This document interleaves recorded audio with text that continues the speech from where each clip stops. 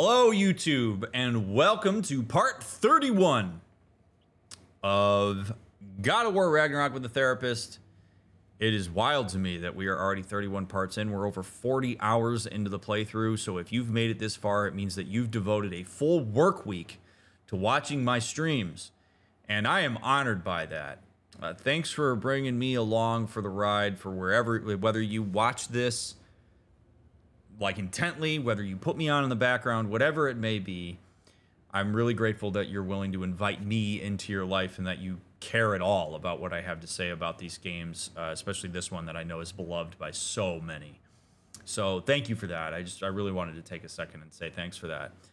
If you could, please leave a thumbs up. If you feel inclined, leave a comment.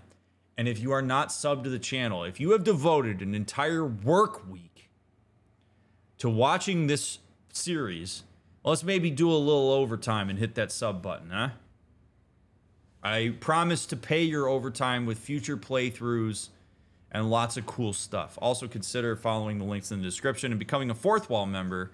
It's the greatest way to support the stream financially, and there's some cool perks that are coming along with that. So check that out. All right, without further ado, let's see what part 31's got for us. Let's do some stags, and then let's see what's going on in the house.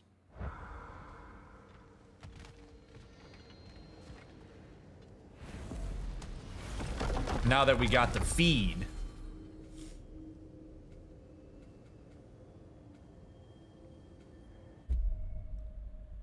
We go to... let's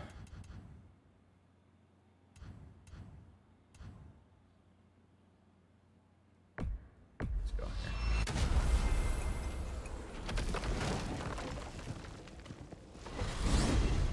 Visiting the crater again? We still have unfinished business there.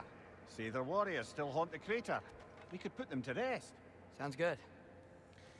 Yes, indeedy.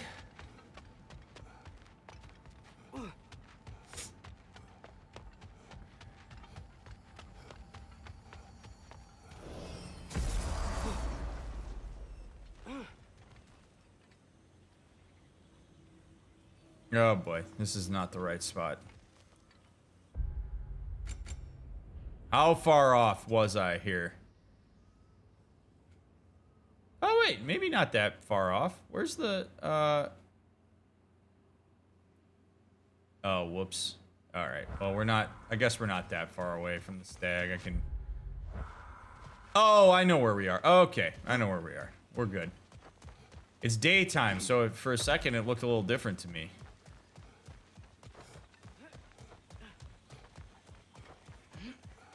But we're good.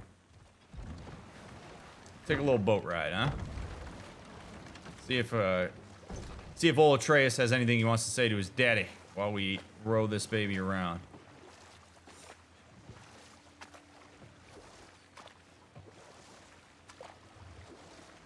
Yeah, we've gotten all the lizards now. We just got to get these stags, and then we'll be cooking with gas. We'll be ready to go talk to our friends at Sindri's. It'll be interesting to see what happens. It's cool that Burger's gonna be back there, but I feel like we got to be getting close to throwing some serious hands.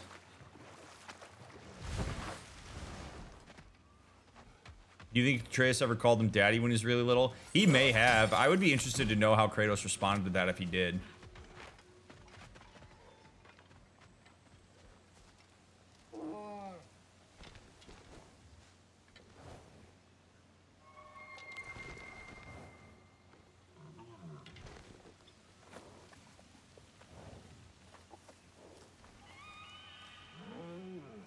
That's right. We got more food at home.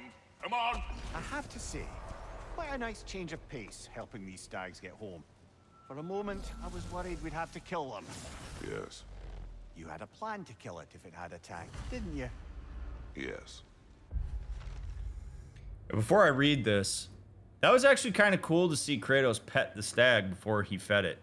He learned that from Atreus, and I have to imagine that Atreus watching his dad do that is chef's freaking kiss for him. It's a great validation of the way that he approaches animals and would give him a real opportunity to see that not only does he learn from his dad, but his dad learns from him. Once during a great storm, Faye told me the story of Autumn's stag, Dunir, also called the sound of thunder. To my regret, I remember it little. I only remember her, the fire in her eyes, the passion in her voice, her very being animated by the colors of the season and the ferocity of the winds. The memory of her spirit long outlives her words. Well, there we go. That's another reason why he's apparently okay with doing this, because it connects him with Faye. That makes sense to me.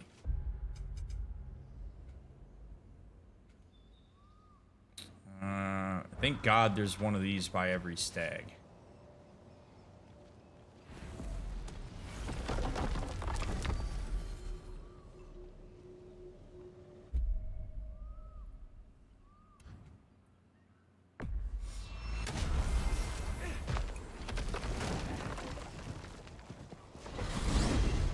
By the way, Kratos doesn't probably realize this when he wrote this, but people actually do remember how they felt around you more than they remember the things you say, which is why it's incredibly important for you to be mindful of the way that you present yourself in relationships and how you cultivate a sense of like safety, security, kindness, and warmth, because people will long remember how they felt when they were in your presence, more so than anything that you ever said to them. They might remember like a couple lines. And this is particularly important for parents, because your kid will remember how they felt around you when they told you important things or vulnerable things, more so than they're going to remember exactly what you said to them. Your presence is more important than your advice more often than not.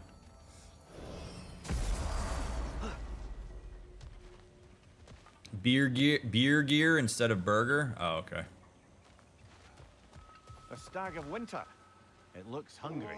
Come on already. Just come back with me. I don't care how hungry you are.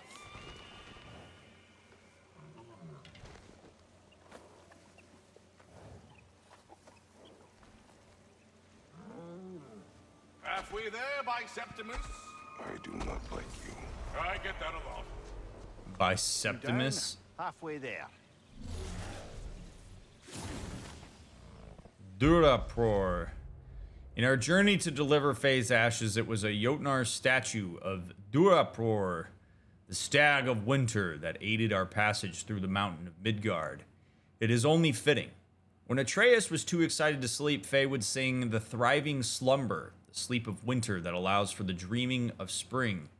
The body needs rest, she would say, but the soul needs to dream. Nice.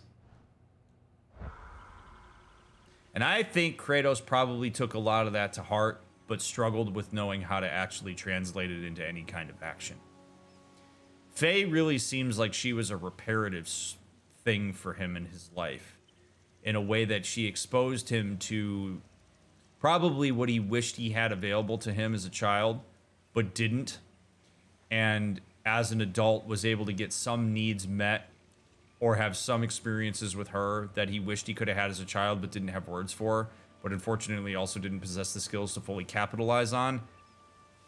Hence why he experiences a lot of regret in these. He has to be careful not to use too much hindsight to judge himself for that.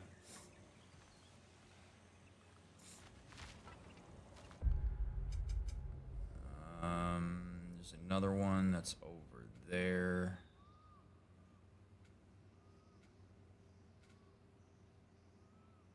Oh, over by the wishing well.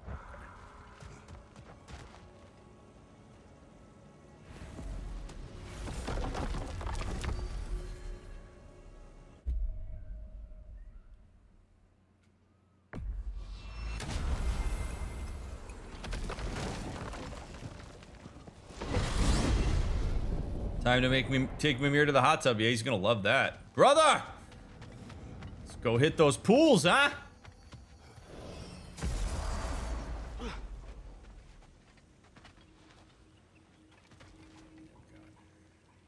This is not...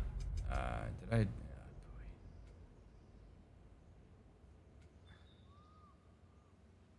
This is not correct. Or is it? Or maybe it is. Because I can go... Oh, yeah, because I can go up here. There we go.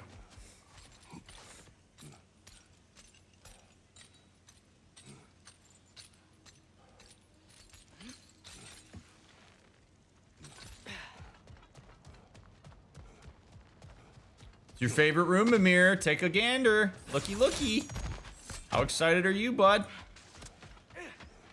See, Mimir, this is what happens to you if you spend too much time at the pools. Right here. We don't want that. Spring, time of rebirth, renewal. Oh, I've missed the smell of those flowers. I'm sorry, kid. Just come back already.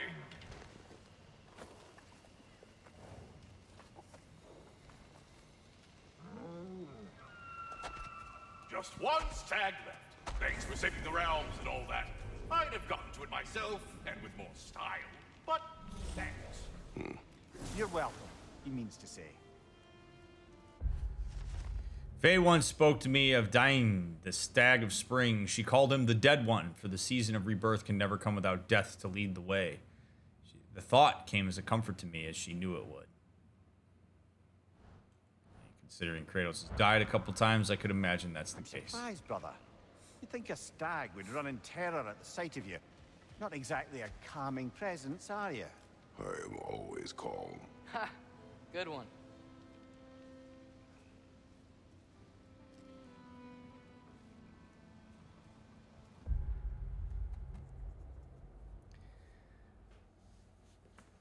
We're gonna have another talk here, like what we did when we handed the ball to Lunda. Because this is actually a real thing that happens for people, and this is a word of caution, I think, to all of us. Anybody not named Kratos here. There is a tendency when people that we generally perceive to be emotionally unavailable or stoic or rigid, when those folks do some real work to become more available, emotionally or otherwise, or even to become a little bit more vulnerable, people have to be very careful not to take advantage of that or make fun of it or diminish it. Because the experience of Mimir and Atreus, of Kratos, in this interaction is probably one of, it's really nice that Kratos is at a point where we can rag on him a bit. We can give him a hard time for the fact that he's rageful and whatever, and it's because he's done the work. It's because Kratos is no longer a hair trigger. It's because Kratos is thoughtful. He has moved himself into a space where he tries to be more thoughtful, and in this case, calm as he leads the stag to the portal. That is not an interaction that we generally associate with Kratos.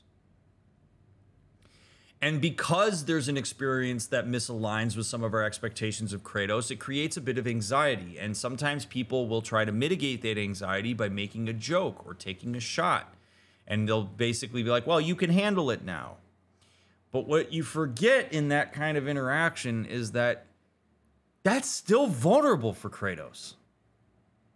Like, we might look at him calmly petting and leading the stag back through the portal as like, that's awesome. We'd love to see that from him. But if you respond that way, you kind of punish it. Where it's like, wait, really? Like, I just did this new thing that's pretty vulnerable for me, that has me connected to my wife, and your first thing is to joke with me and to make a comment about how generally I'm really imposing and scary? That I'm a monster that I have internalized and has completely clouded the way that I view a lot of myself and my relationships? Like, you're really going to bring that out now? That's a bummer. Atreus tags along because I think it's an opportunity for him to get one in on his dad. I don't think that Mimir or Atreus are being malicious. I genuinely think that the two of them are ragging on Kratos because they believe he can handle it now. And because it feels good to be able to own stuff like that now and put it on the table and Kratos not just be this like raging, brooding ass. But man, you want to cultivate that kind of stuff. Like, imagine the difference if Ymir says, you know, Kratos, I really appreciate the way that you're handling that. It's cool to see you be so gentle with that stag. That, to me, would be a lot more meaningful interaction. Or if Atreus was like, you know, Dad, thanks for handling them that way. I know that's not always easy. That meets Kratos where he's at. So the lesson here is to just be really mindful that, like, when people are making certain changes, and those are changes that are for good, don't force your anxiety about that into the situation by cracking jokes and making fun of them for it. Try to appreciate it as best you can. That's what's going to facilitate connection. It's a bummer to me that that's the way that they would. And again, I'm all for cracking jokes, man. Like, it's fine. Like, crack jokes, be self-deprecating, all of that. There's a time and a place for that, and that moment and this, like, journey here with Kratos, with that, I don't think that's the time. Now, I will say that I do give Kratos some credit, because Kratos actually engaged in a bit of humor there, too, and he did say, I am always calm, and I think he knows that that's not true. So he was dishing it back a bit. And I appreciate that for him, but at the end of the day, I'm not a huge fan of the interaction itself, because it's a real opportunity for connection that I think kind of got missed. Rond of Fortification. Holding L1 for several seconds will trigger a high stun explosion in the next successful block. The water. It smells so fresh. Brother, we should shove the boy in. Huh? You've developed a bit of a stench, it must be said. I have not. I haven't. Right? It is natural. Father!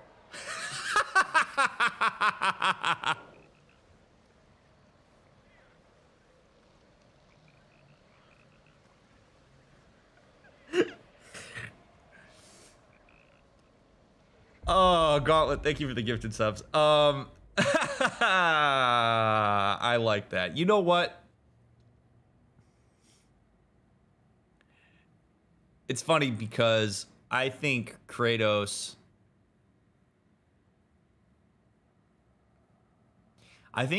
reads that there is a bit of worry in there about that. Like, Atreus seems to be legitimately distressed by the idea that he smells bad. Probably not because of Mimir and Kratos, by the way. Probably because of Angerboda. Just so we're very clear. He's probably terrified that he smelled like shit when he was in the midst of Angerboda. That's who that's actually about. Kratos doesn't know that. But I actually like Kratos' attempt there to reassure his son in the best way that he knows how. Because the thing is, like, Kratos knows how to use pragmatism. He's not an emotionally high intelligence dude. He is very pragmatic. So when he says it is natural, it's an acknowledgement that Atreus smells bad, but it's also an acknowledgement of, like, and that's okay, because that's something that we would expect. Like, it's not something that's off-putting to me. And I think that that's a genuine attempt to try to reassure his son, who is clearly distressed about it. What he doesn't know is that, like, in some ways, by acknowledging that his son smells terrible, he is protecting him from having to go talk to Angerboda while he smells like shit. And maybe that's going to help. But it's hard to talk about hygiene sometimes with teenagers. And I love how, like, playful this is, but also how reassuring it is. It's pretty cool. That's a good little bit of dialogue. Like, that pool is made out of Axe body spray, so let's chuck you in it, big boy. Let's get it smelling like a 7th grade locker room in Sindri's house.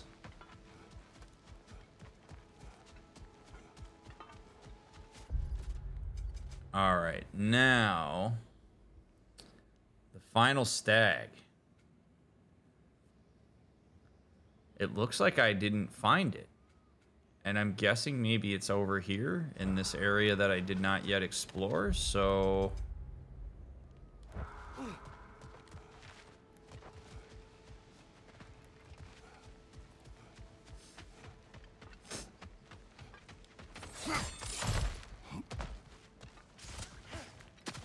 Every time I talk about Axe body spray, I can immediately, my memory takes me back. I can immediately smell Kilo. Because I used Kilo for like, I don't know, probably like 3 months when I was in 7th grade.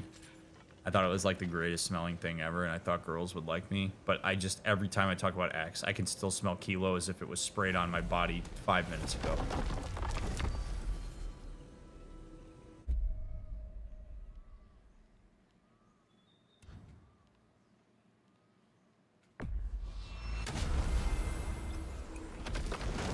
Remember that god-awful chocolate axe? I do.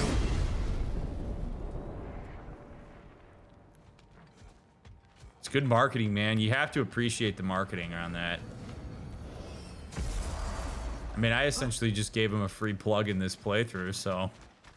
If there's any 7th graders that are like, Kilo, I gotta find that. If Dr. Mick wore Kilo, I gotta find that. I gotta wear that. Essence of Dr. Mick.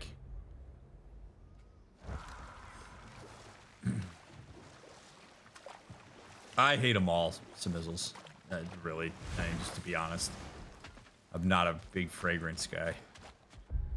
Alright.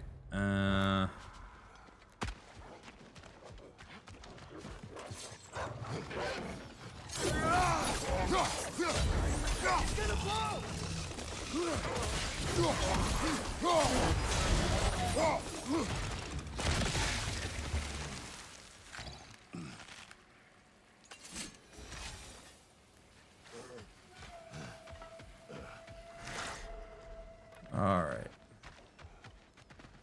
What did I... Okay, so if I'm...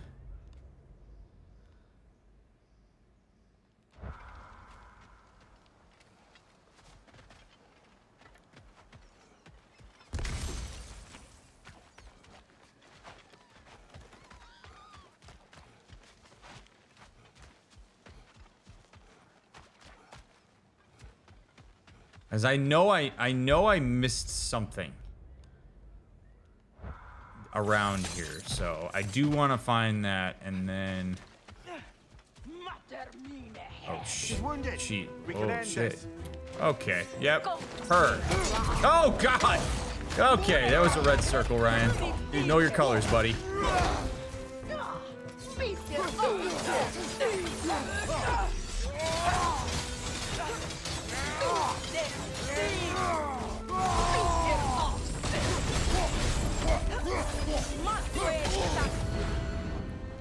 Really? She's on the run again. Think the blood will lead us to her den? Yes. Follow the blood. Follow the blood. I suspect this will lead us back to that den we came across. Maybe once we get to her den, we can finally stop her. PD. Do you admire her? She's terrorized this land, brother. This jungle was her home. She defended it the way she knew. But if death is the only dignity we can give her, we will give it.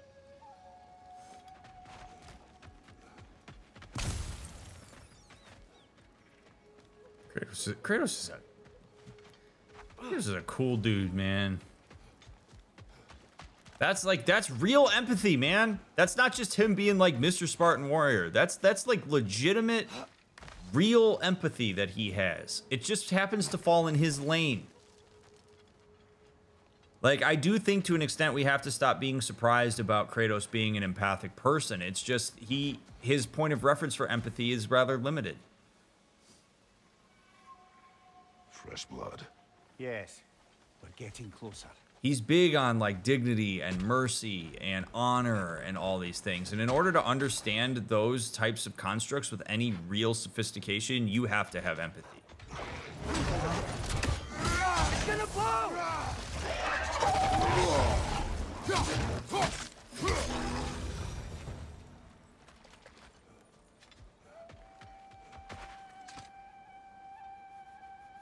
More tracks here.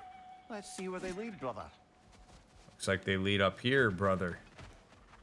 How do we get up here, brother? I need to know, brother.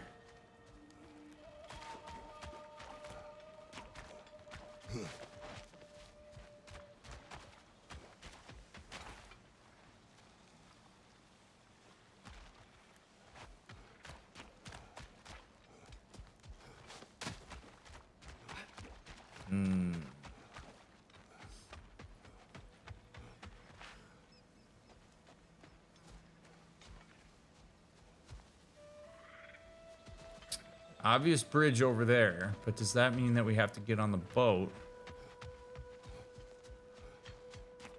Let's go find out. It is a ridiculous amount of blood. I agree. A lot of blood here.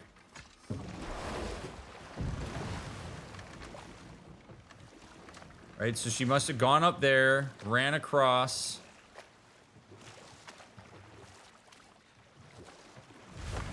Jumped down. Oh, yeah. Oh, she's probably back in this lair that's over here. Yeah, okay. All right, that makes sense then. Those tracks are new. I think we're getting closer. Oh, yeah. I know where this is now.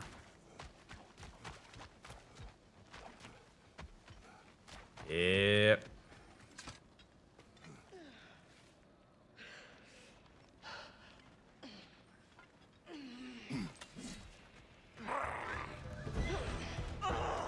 How about I ice it down? Yeah, there we go. Let's go ahead, freeze it. Yep, yep, yep. And then we'll cauterize it. Yeah! Okay. All right.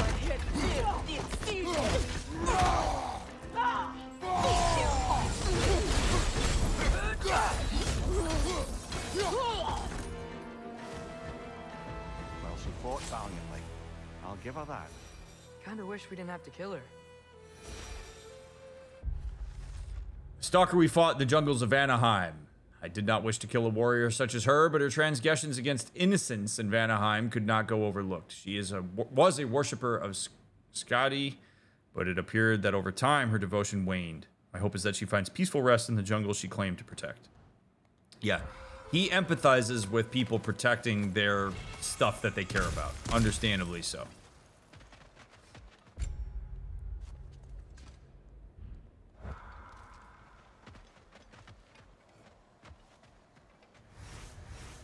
All right, so now that's done. I still got to get up there somehow.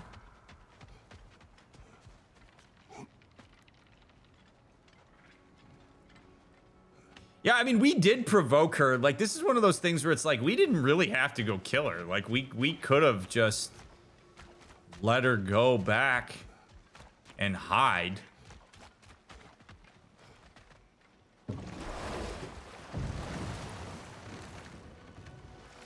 I mean, that was an option.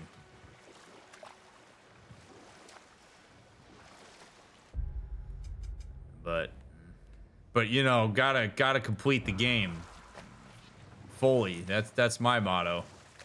Even if it means blurring my boundaries. Yeah, we gotta get up there. All right. How do we now? The question is, how do I get up there? Because I don't think it's through here.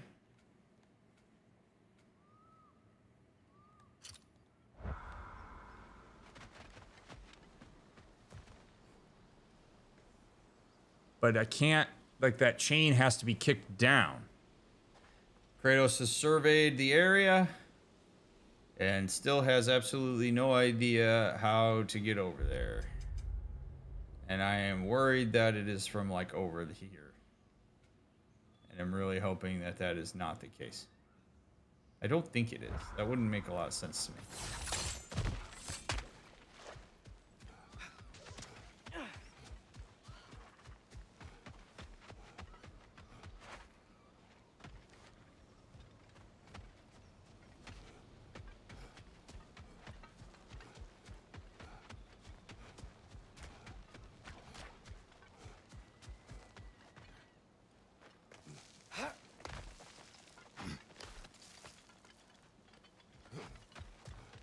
I also don't want to take a excruciatingly long amount of time trying to figure it out. And I don't like that these animals keep spawning while I'm trying to do this. Oh, shit.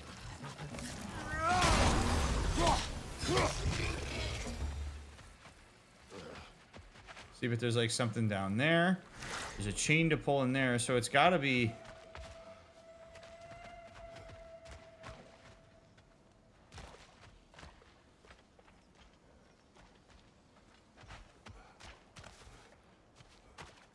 Maybe it's down through this cave that's over here. I don't remember if I've ever gone in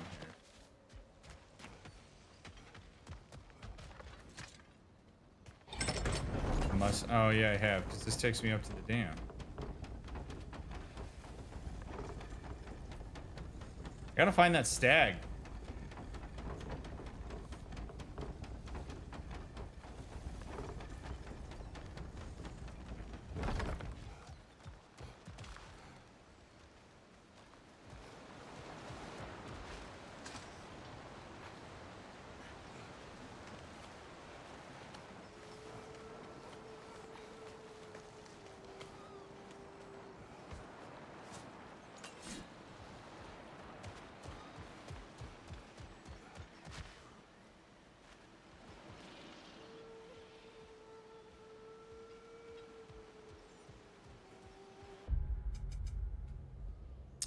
That's what I was afraid of. I've got to be missing something that's like excruciatingly obvious.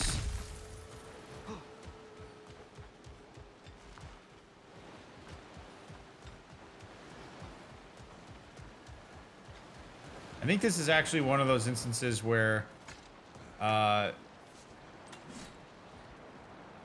might ask y'all in chat if you know where the entrance to this area is. I actually think that I'm okay if you tell me, because I don't want to waste a bunch of time on it. I feel like I'm gonna be wandering around here forever.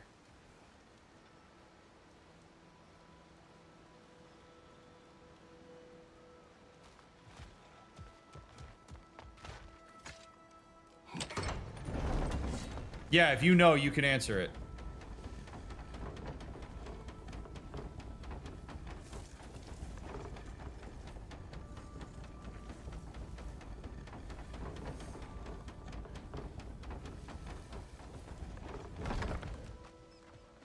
Oh, change the time to night. Okay.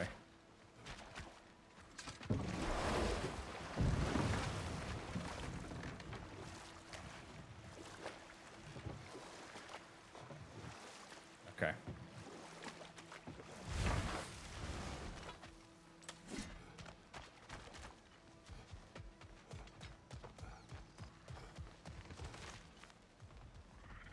It has to do with the Vine Bridge. I guess that would make sense.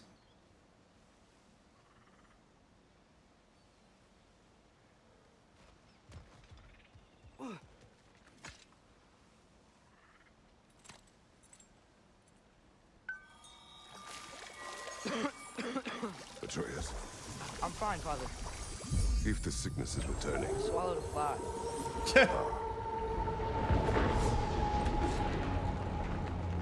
Always patrolling, huh?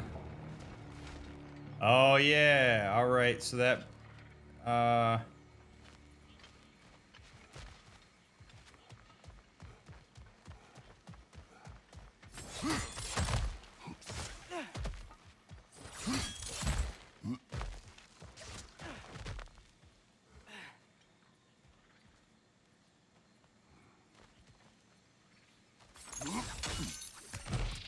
needs to be daytime. What are we doing? Why do I have some people telling me turn it to day or telling me to night? I don't want advice unless people know exactly what to do. This is also why I hate backseating on Twitch. What are we doing?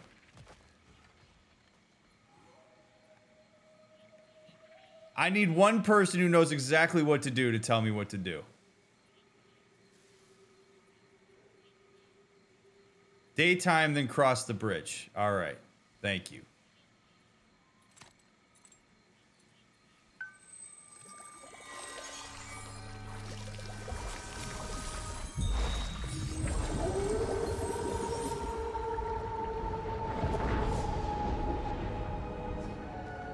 Literally never asks chat for backseating.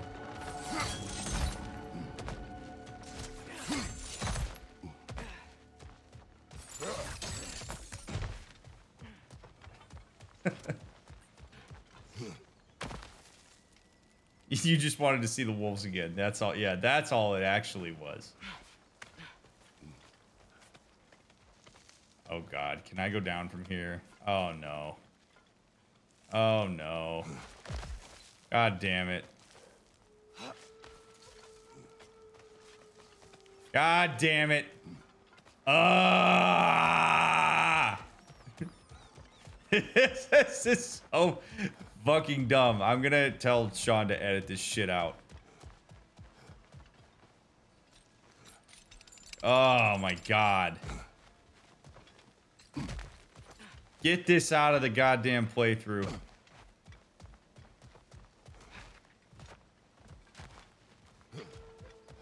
Ugh. Jesus.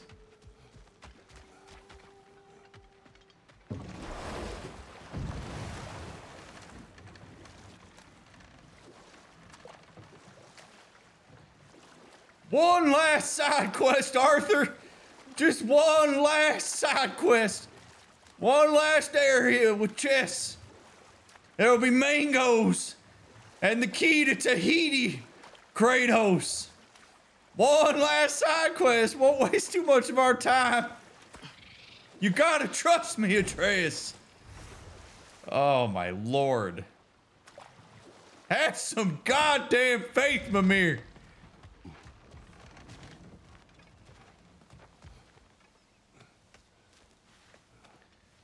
Oh.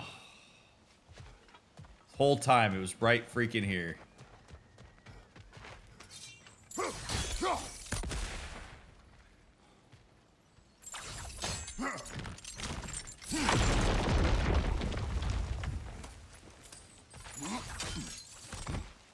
Better be some goddamn mangoes over here. All right, thank God. At least we got this stag. Oh my lord. Unless my eyes deceive me, that seems to be the stag of summer.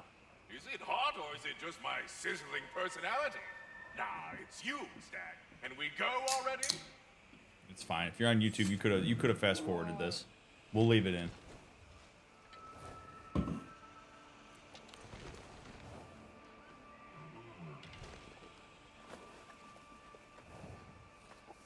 I mean, I think this is something Kratos would legitimately do. Like, the fact that this connects him to Faye so much. Congratulations. You saved the 9 realms from death by overgrowth. And you sort of saved mine ass, too. Though it was really Bendis' fault. That was not our aim. I'll take what I can get. We return the stags back. I want to read about the A other job stag. well done. Might as well check in with Ratatoskr when we've got the time. Yeah. All right. I want to read about that, though.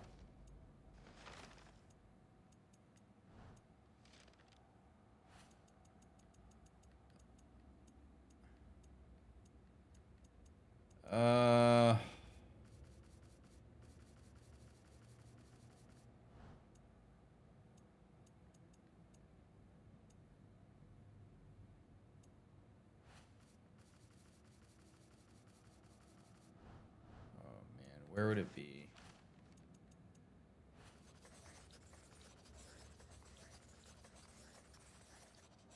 Okay. Faye would refer to Dvalin, the stag of summer, as the unconscious one, named for when the winds grow calmest. The dwarven names of these stags led her to wonder if they evolved from primordial dwarves who embodied the winds. This thought seems less strange to me after encountering Fafnir and his brothers. Cool.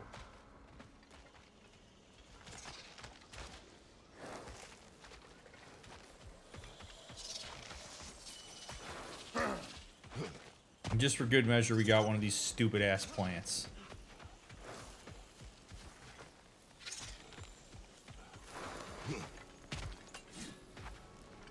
Oh yeah, we also have to fight Godzilla. Where's the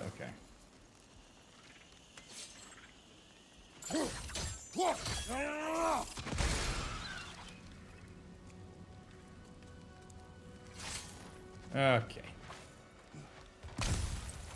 Climb that in a second. But first, your boy needs his hack silver.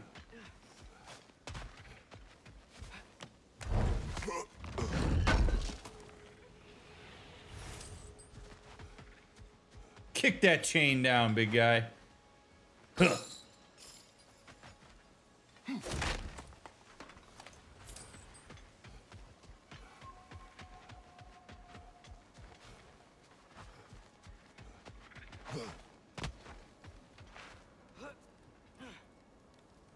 So this is where those tracks led. Yes.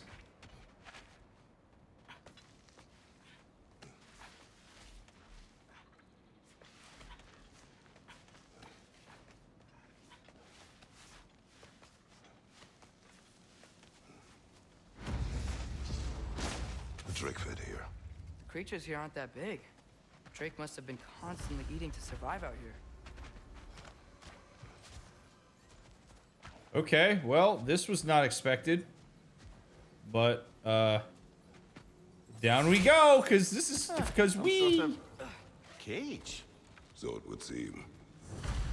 It's actually what I was going to say is so it would seem. What happens if you do this? Nothing.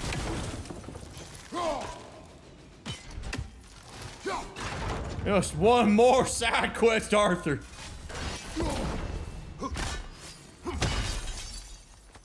Another crystal for the pond.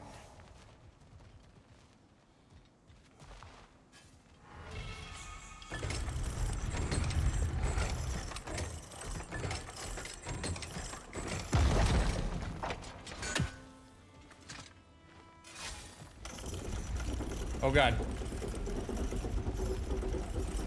Wait a minute.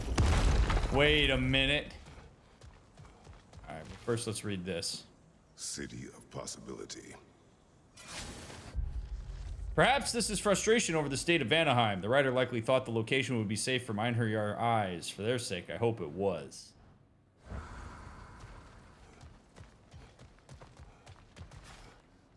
Need more hack silver.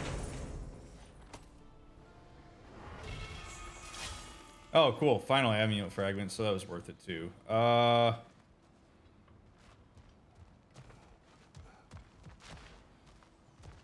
did I get out of here? I'm not even realizing how I got out of here. Oh, by hitting that. So, what it was like.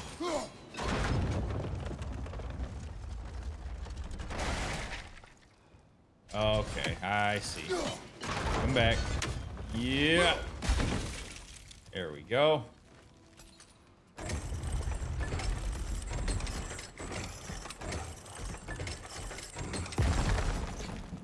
Go, go.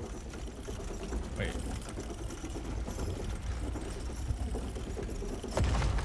There's nothing down there.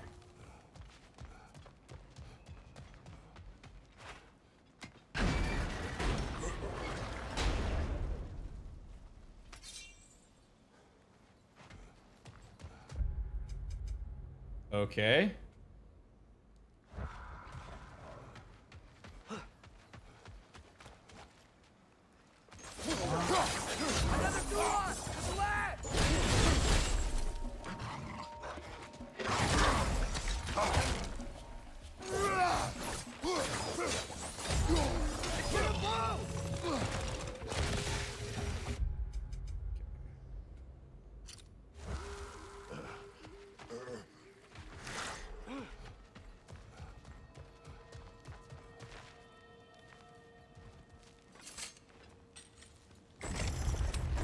Right? Like, there's nothing down there.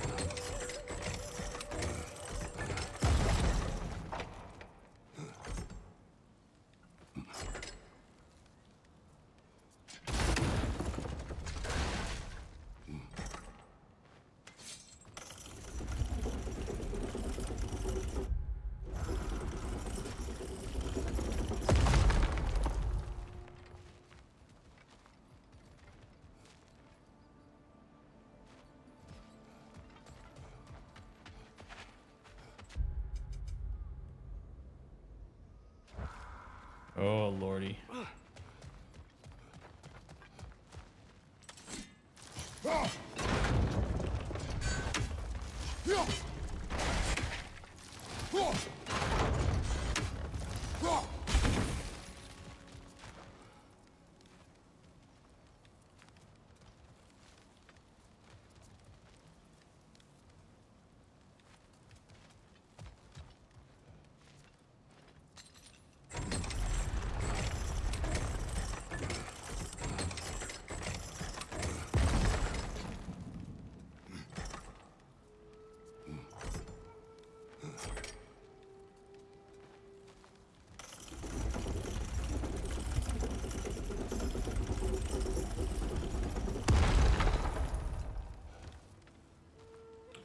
and the world?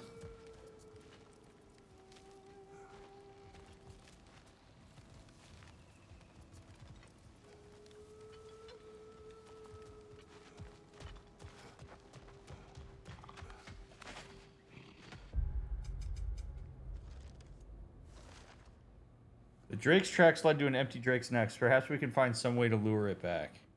Oh! Oh, oh, oh, oh, oh, oh, oh, oh, oh, oh, oh, oh. I got it. Okay, okay, okay, okay. Come here. Now I know why you guys aren't, why are you responding? Come here. Hey. Come here, douchey douche. Come here. Don't fight him, Atreus. Don't fight him. Don't fight him. Clever. Okay, this is clever. Come here. Come here. Come on. Yeah, come here. If you spring the track, it might drop the Drake. Ha! Idiot. It's gonna blow! There we go. Get up there.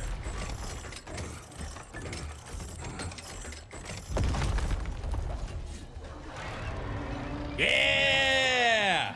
It worked. Ugh. Let us return to the dragon's den. Yee.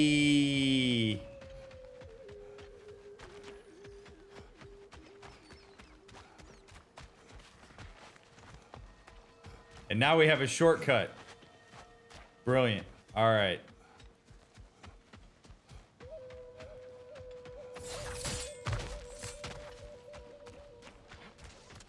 That's cool. That's like very outside the box for the other shit that and thank God they didn't. Yeah, I'm really glad that they didn't backseat that. That was actually fun to figure out. Because that's not very close to the kind of puzzles that we've had to do so far in the game. Like, that's very novel. So, like, I actually had to put my brain on for a second. That was nice. I appreciate that. Now we get to fight a dragon, and then we're going to go to Brock and Sindri's.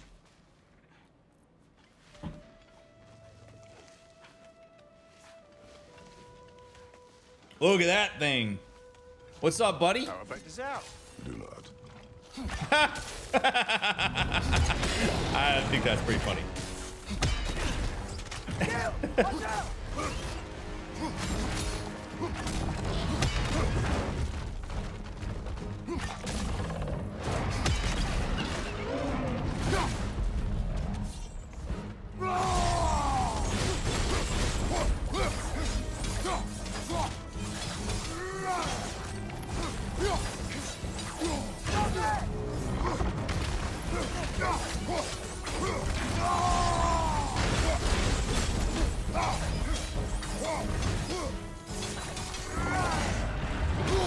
Oh shit, I thought I hit that. My bad.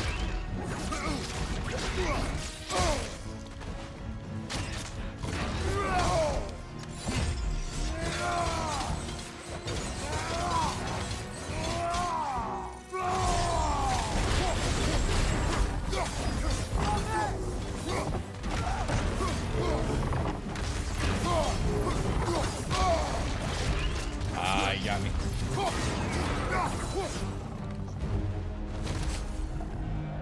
Bye-bye. At least it didn't die hungry, I guess. The animals. I can hear them. They said I was the last of the dragons. You did it. We did it. You sure did, huh? Oh yeah. Oh yeah, Kratos.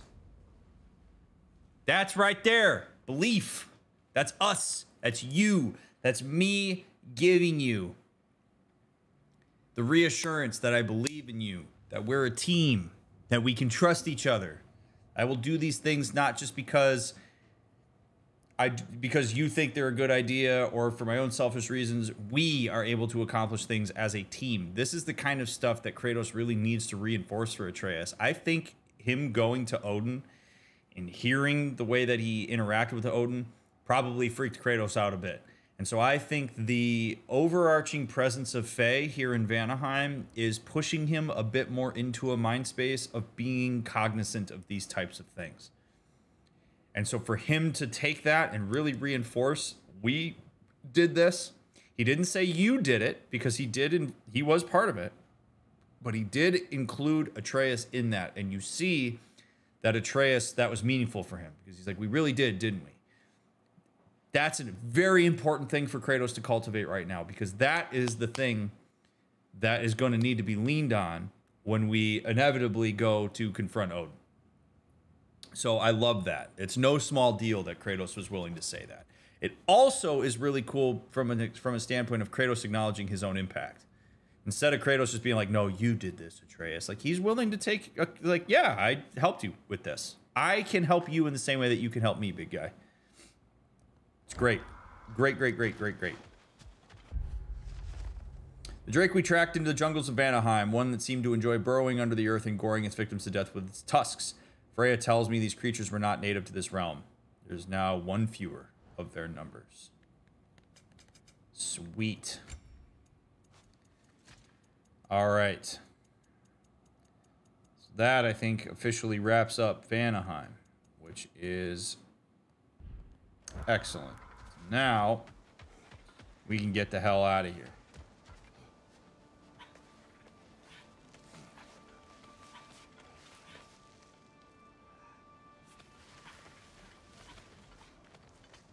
Is there anything particularly interesting about the fact that Atreus empathizes with prey animals here in Vanaheim more than he does predators, even though he transforms into and takes care of predators? I think Atreus just possesses the sophistication necessary to kind of understand that everything has its utility and its motivations and whatnot. Like, I think predators can empathize with prey and still acknowledge that, like, they need the prey in order to survive.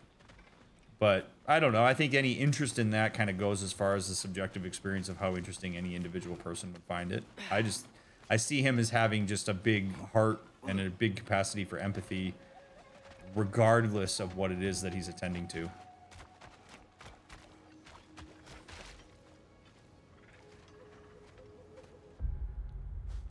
All right, one final check, but I'm pretty sure that yeah, lore, we lost out on one lore. I'm not really worried about that, but we cleaned this place out. So let's get out of here.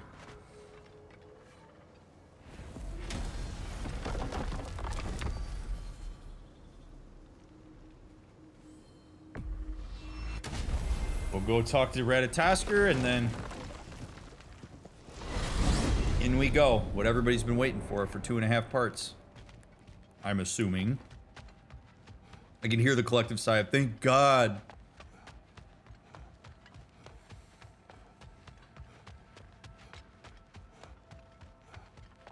Odin's plan was to let Atreus go, take all the nice things he gave him in Asgard, and expect him to return. Was the plan you believed? How badly do you think it's failed at this point? I'm not gonna go that far. I don't know that it's failed. We're not gonna know until we're staring down Odin.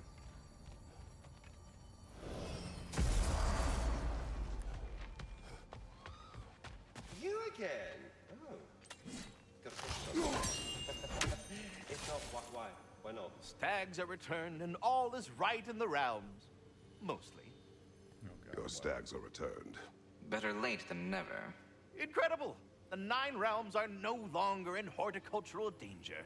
I cannot thank you enough, but perhaps this will suffice. Arrogant believes he has evaded punishment just because you fixed his blunder.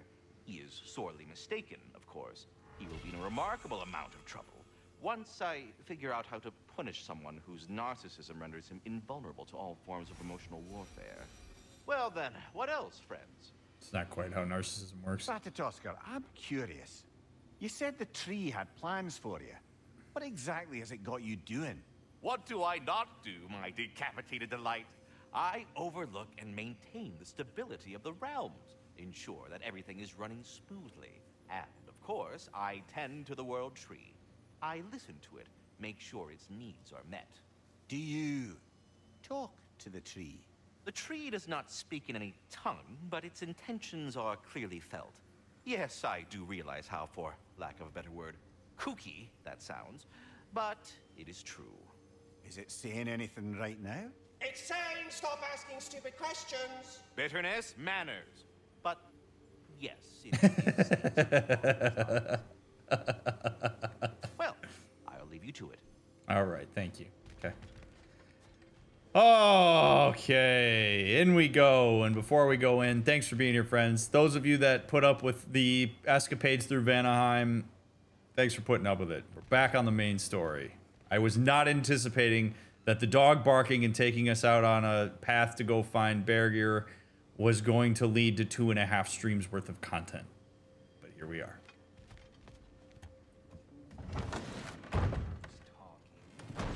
Are the best. You have always been the best. Hey, tell her she's the best. Oh, you're back. The heroes of the hour. I want to hear everything. I mean, when you're ready, I'm not giving orders here, am I? Try to rest, Ingvi. Let the herbs work. Oh, they work? Oh, they work very well. 'Cause you make things better. You always have. Since we were kids. I find a new way to get into trouble. And you find a way to make it better.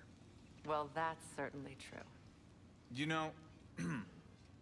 know, we used to leave Vanaheim together when we were young. Not much older than you, to be honest. Well, you know, she did the leading. I just tried to keep things fun. Leadership, not really my strong suit, let's be honest. Really? Your group back in Vanaheim seems Yeah, pretty says the devoted. guy with a gigantic statue. Oh, I can inspire people, I guess. Get them to see the best in themselves, you know? I don't know if that's leadership. It's more like, Like a muse?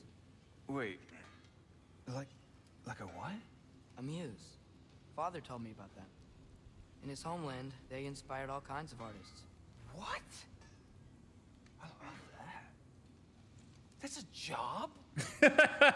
Well, why don't we have that? Oh, man. I could totally do that. I think they were all goddesses, though. Well, come on. That's not fair. That's not fair. I would be a natural. Oh. What were we talking about? Ingvi, you must rest. You understand? You must. Please, just stop talking. Okay, I'm sorry. But someone was gonna fill us in on what happened with Heimdall, right? Is that what's happening? How about we order pizza first? Patience. Yeah, let's order pizza first. All right, let's get a good pizza.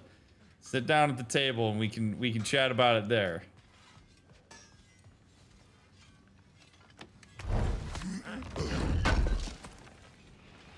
Thanks for grabbing that for us.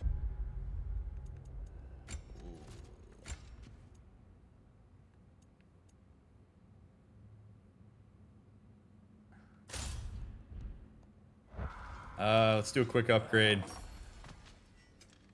We need a Krusty Krab pizza. There we go. Fully kitted out on Amulet.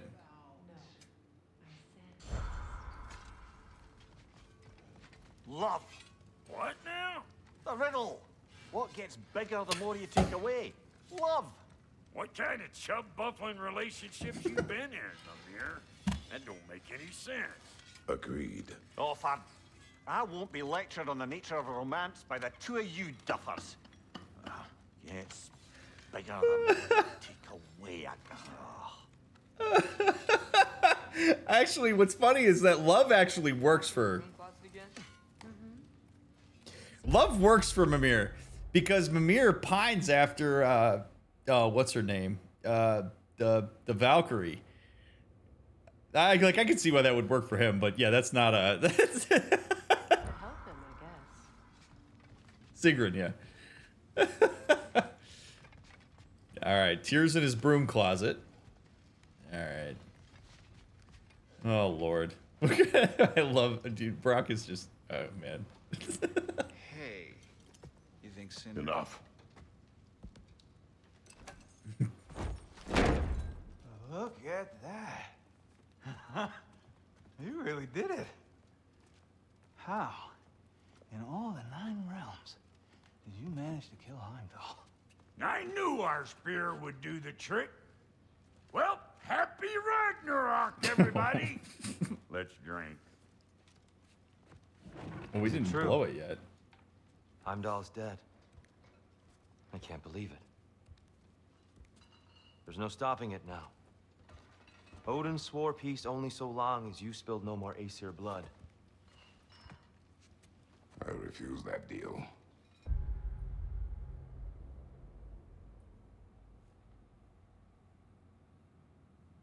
How do you know that?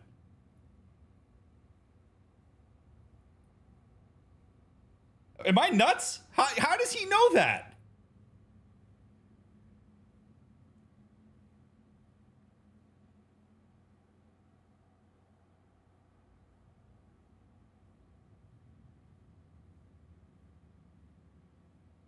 I mean, I guess Freya could have told him. I guess that makes sense, but like...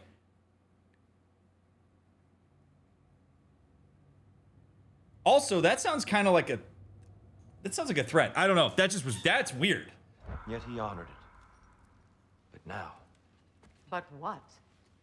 You and I know better than anyone that Odin's promises never last. We have the advantage now. It's time to bring him down. No. None of you understand what's coming. Odin's vengeance will be his only concern. Not his only concern. The mask. Whatever knowledge it unlocks, that's what Odin wants more than anything. If I go back to Asgard, Go back. Go back. Easy, Kratos. Look. If I can finish what I started there, awaken the mask, get answers. Maybe that's our way out of this. But I gotta go soon. Before they figure out what's happened. Atreus, you are home. Do not ask me to put you at risk again. He's at risk where he stands, Kratos. We all are. Anything we do or don't do is dangerous right now.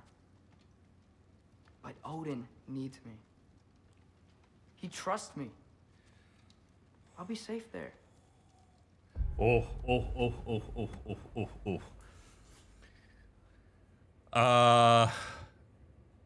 Oh boy. Okay. This is awesome. So this is, again, like, I'm not going to go too far here into like oscillation because that doesn't apply in any kind of way that is going to be meaningful for me to talk about here. But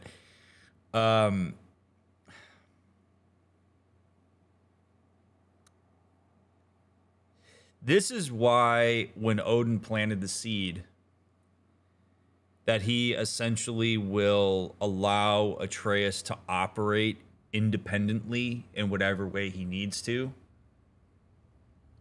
It created pseudo trust. And Atreus is wrongly conflating two very complicated concepts here, which is trust and utility. The problem is, if you think that the only time that trust exists is when there is because you are needed, that's a problem. And so I think it's why trust is still such a dicey concept with Kratos, because Kratos doesn't actually need Atreus for anything. He wants him around, but Atreus doesn't generally feel particularly useful in the midst of Kratos because he still associates a lot of the successes with Kratos, as evidenced by the fact that 10 minutes ago, he attributed all of our escapades through Vanaheim to Kratos. Odin cultivated a different aspect of that. He basically loaded all of it onto Atreus, which indirectly made it seem like not only does Odin trust Atreus with all of this information, but he's useful to him. And so then those things get conflated even further. And so now when Kratos basically is like, wait, you want to go back? You have this plan, which I clearly don't like because it stirs up a bunch of shit in me. Atreus then now gets pinged with the, well, you don't seem to trust me because you're not following me unconditionally. Odin did. He said he did, and he let me go. Thus, Odin trusts me. Thus, from my point of view, I can do this. But we all know Odin doesn't trust shit. The only thing Odin trusts is himself. The only thing Odin trusts is his ability to manipulate people. But Odin doesn't trust anyone, which is why that he handles everything the way that he does. He has to control people because he doesn't trust them. And Atreus' failure to see himself as a pawn in a greater scheme is an issue. What I also don't particularly like here is Tyr stoking that flame. Like Atreus is like, I want to go back. And Kratos is like, no, man. And then Tyr's like, well, no, maybe we should take him back. That's not good. Like the idea that Tyr is just immediately like, yeah, dude, like fucking rock on, go do it, is a real, like that's a real problem too. And it's sort of undercutting Kratos' position here. I don't necessarily believe that Atreus shouldn't go back to Asgard. But this is the key moments here. This is the thing that Odin was leveraging, is the relationship, is Atreus' lack of sophistication around concepts of trust and concepts of utility. That's where you grab Atreus. This is how parents lose their teens, is because other relationships cultivate that in a way that parents sometimes are averse to doing. And we see it with Kratos. He is so afraid of Atreus being put in harm's way that he assumed responsibility for a decision that Atreus made on his own. He doesn't even give Atreus the autonomy of the fact that he went to Asgard in the first place. He says, I'm the one that put you at risk. No, you aren't. You didn't do shit there. Atreus bailed. So, like, this sucks because Kratos is pulling away from Atreus' autonomy through the way he conceptualizes everything because he's so desperate to protect him. And it's killing their relationship here. And it puts it on shaky ground. They built up all this stuff over the last however many episodes we've been doing this. And when push comes to shove, these are the moments where Atreus' point of reference for Odin is trust, and his point of reference for his father is questioning his convictions. That's the exact wedge that Odin needs.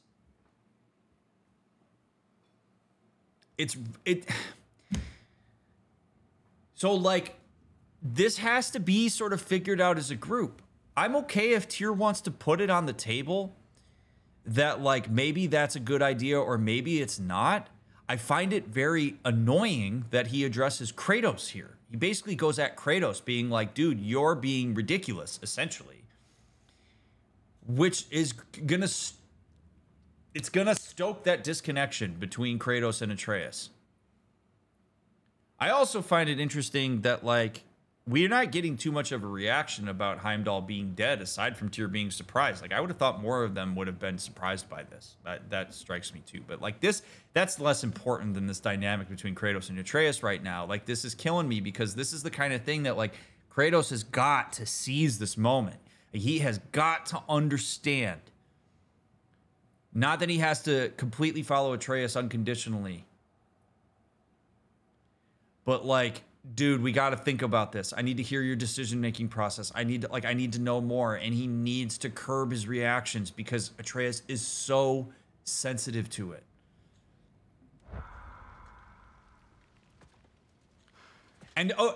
But furthermore, for Atreus to say, I'll be safe there is a monumental slap in the face to Kratos.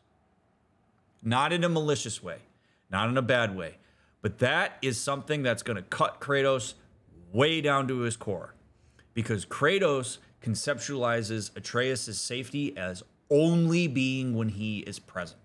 So what Atreus has just suggested to Kratos, who, by the way, also is very stuck on utility as a form of connection, I don't need you around to feel safe.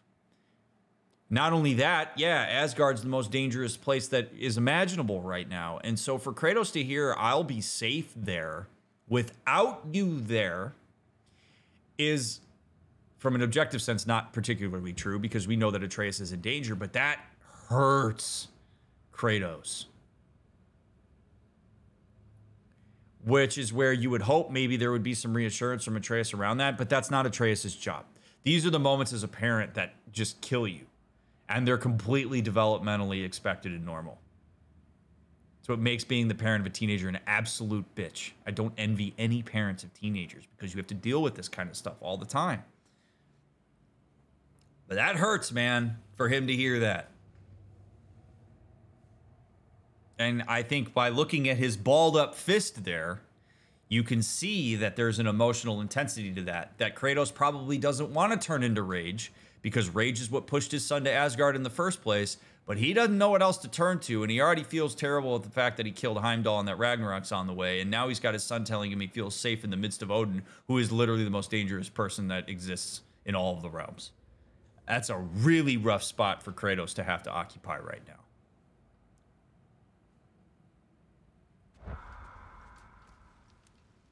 From a tactical perspective, am I wrong? I don't much like it, but it is our best play. Dividing Odin's focus would buy us time. And give us a pair of eyes in the enemy's inner sanctum. But if there is truly a source of infinite knowledge, you can't let Odin have it. Aye. And once he has what he needs from you... Then I lose my leverage. I get it. I'll be smart.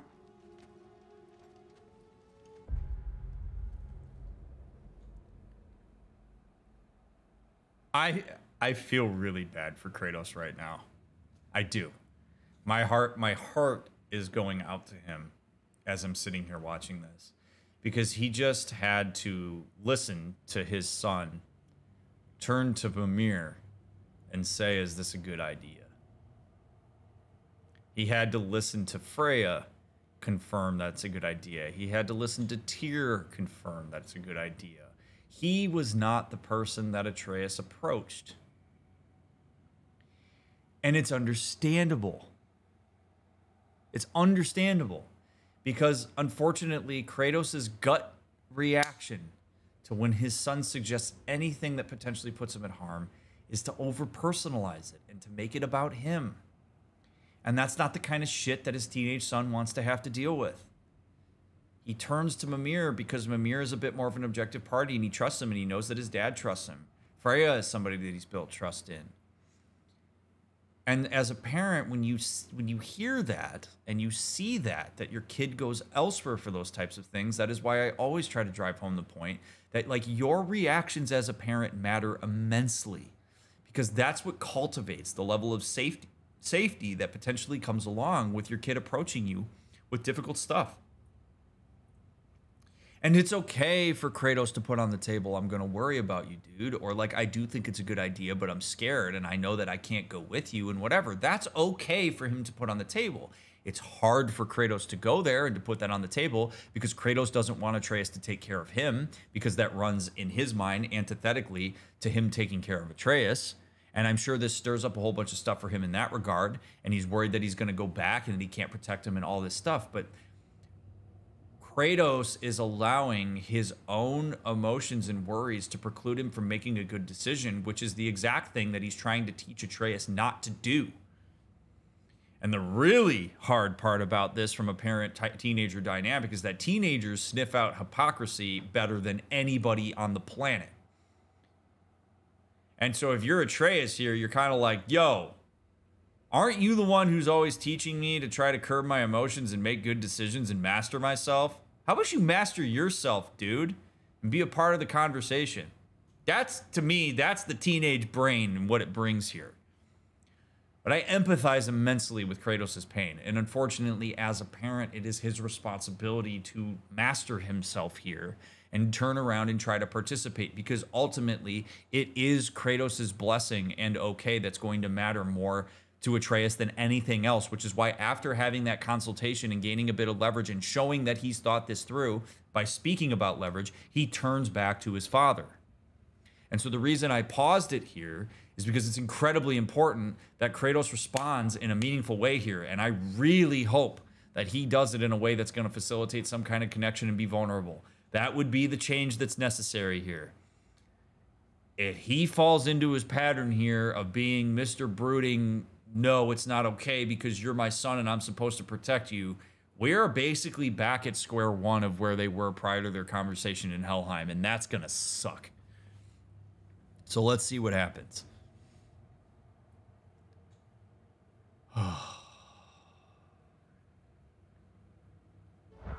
Father, I can do this.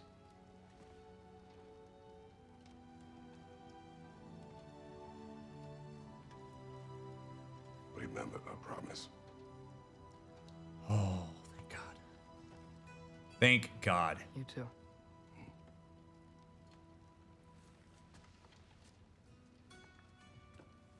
Thank God. That's it, man. That's what he needed to do. Thank God. Oh. Oh, that is how you dig deep, man. That's how you dig deep. Now, Atreus is safe. Now he is safer. The most dangerous thing that Kratos could have done there was be an ass. Seriously.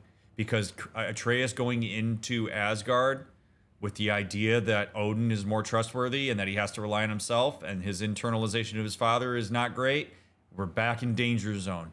The fact that Kratos could swallow that, look his son in the eye, put his hand on his shoulder, and say, remember our promise? Oh, that is exactly what he needed to do. Because now the way that he gets put into Atreus' pocket isn't an empowering one. It's empowering. And it's also empowering because it's something that Atreus brought to the table with the two of them. I could make an argument that of every single moment in this game, that is absolutely the most profound example of Kratos and his socio-emotional development, is that moment right there. To swallow his stuff, to get out of his head, to pay attention to what's going on in the moment and the needs of his kid, and to respond accordingly. I cannot give him enough kudos for that. That is hard. That is the second order change that we've been talking about throughout the playthrough as it relates to his relationship with his son. And that's so profoundly difficult. As hard as I am on parents sometimes, I also try to make sure that I laud them as much as possible when they do the hard thing. That's the right thing. Being a parent of a teenager is incredibly difficult. I empathize immensely when people struggle with this. You want to do it right, that's a great example right there of how you do it. You take something that he brought to the table, you make it as a callback, you empower him, you show that you believe in him, and you let him go, and everybody cheers him on his way out. It is so much better than the way that he left last time. And this means that there is a chance that he is going to have a more realistic view of Odin here because he has internalized his father and the people that are in this room in a much more meaningful way that mitigates the effect that Odin has on him that goes towards Odin's agenda. That's the biggest threat to Odin that could have possibly happened there, was Kratos giving his blessing. Oh, good shit, Kratos. Way to go, bud. I hope you know what you're doing. I do too, son. Well, I still want to hear how you did it. You mean how we did it? Ah, you have me. And therein lies a tale.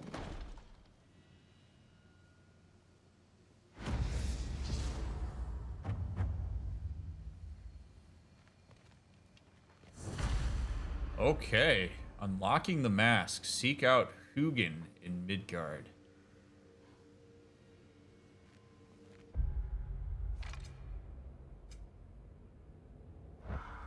Wow. I'm really going on my own.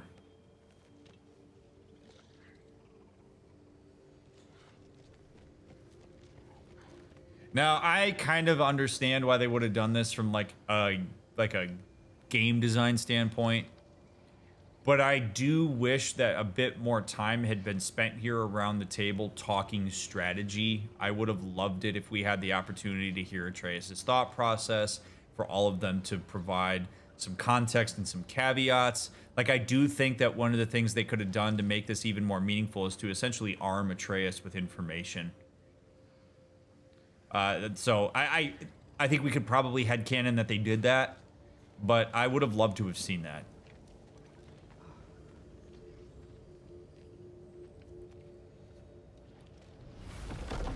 Atreus, listen.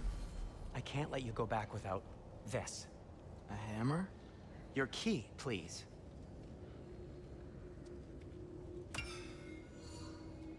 You ever need a way out of a bad situation? Throw this down hard and say wergi. One use only. Wergi. Thanks, Sindri.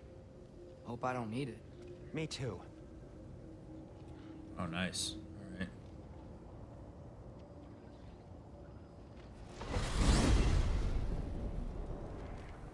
All right. Odin said Hugin would be waiting in the cabin. Mimir, anything else I should know about Odin? Maybe a weakness or something? Like if I flip up his eye patch, he'll disintegrate. Aye, lad. Wouldn't that be? Yeah, no. Sorry, Mimir. I can't do your accent. I'm on my own for this one. This is beautiful. So, yeah.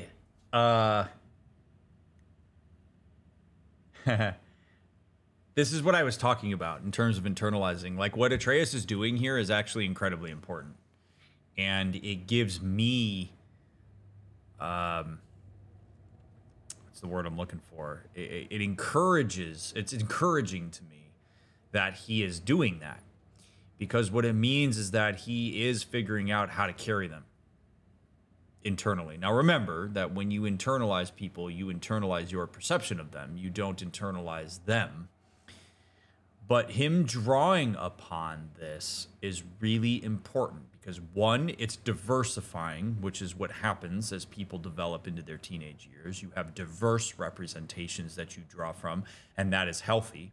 In fact, when parents try to stymie that and ensure that they're the only internalization, that is incredibly unhealthy. So you have to make sure, like, what he's doing here is incredibly good. Like, it's very healthy that he's drawing upon this. But he's also acknowledging that there is a lack of knowledge on his part about how to actually handle Odin, which is part of my point about having a conversation around the table about it.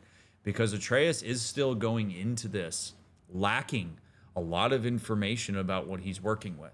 And so he has obviously looked at Mimir as somebody who sheds light on the people he doesn't know and the things he doesn't know and on weaknesses. And so for him to try to engage with that, he's not actually engaging with Mimir, but he is engaging with a part of him that is developing the ability to try to anticipate certain things and think ahead. And that is a hallmark of formal operational thought. So I want to make sure that I don't understate how important it is that he's having that conversation in his head with Mimir, because it's actually him working with his own thoughts, since it's not Mimir. It's good stuff.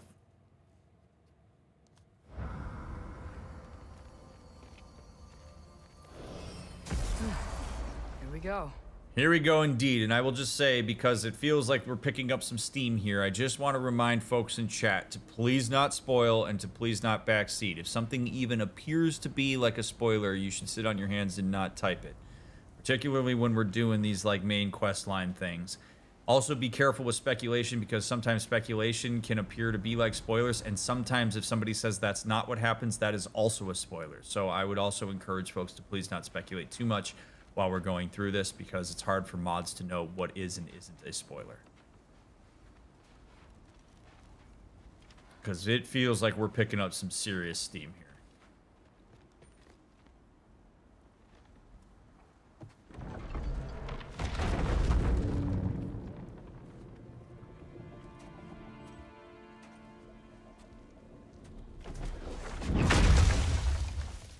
Ben? Yeah, doggy! You made it back! Oh! Hey! This is your wolf? Stop doing that! Oh, were you having a moment? It sort of looked like you were having a moment. I can go. No. Sorry. This is Fenrir. It's okay, Ben. She's,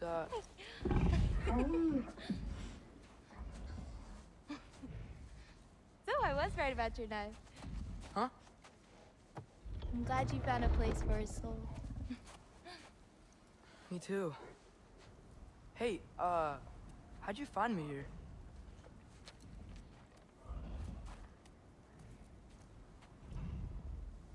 Loki? This is my marble. And where are you heading off to? Back to Asgard. Hey, I'm actually using him. Uh-huh. Angrboda, look.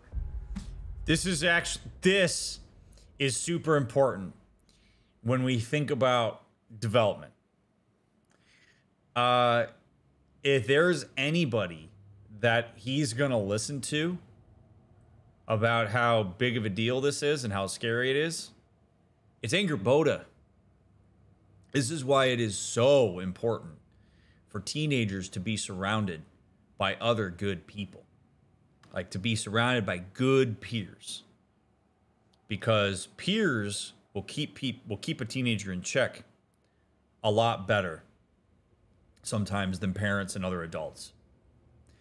And we're seeing that Atreus has a conscientiousness here around the fact that the decision he's making right now is not necessarily airtight or great. And the reason is because he projected that onto her. He is assuming that she is judging that by getting out in front of it and saying, I'm actually using him, which is implying that he knows that there's a chance that he's being used and that Angrboda is smart enough to know that. So it is actually okay that he's doing that because it gives us a window also into the fact that, like, he knows that that's a chance. And I'm actually encouraged by his insecurity around that.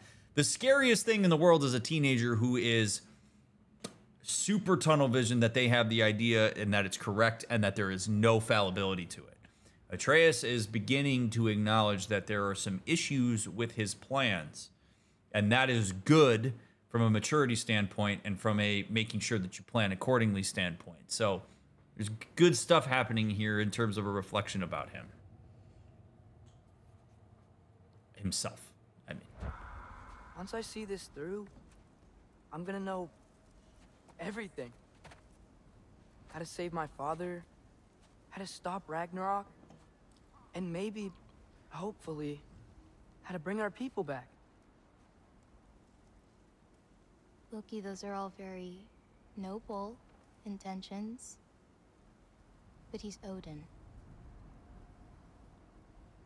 You have faith in me, right? Of course I do.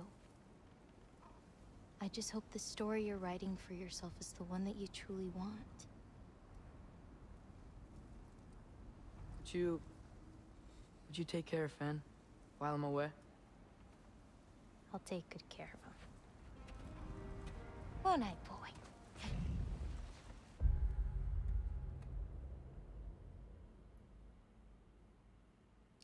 The theme of this entire playthrough, obviously, is basically why are teens scary and how do they develop. If you're a teenager watching this, I promise I'm not trying to make it seem like I'm ragging on you. I'm just talking about development. That's all it is. If you're an adult watching this, you know exactly what I'm talking about.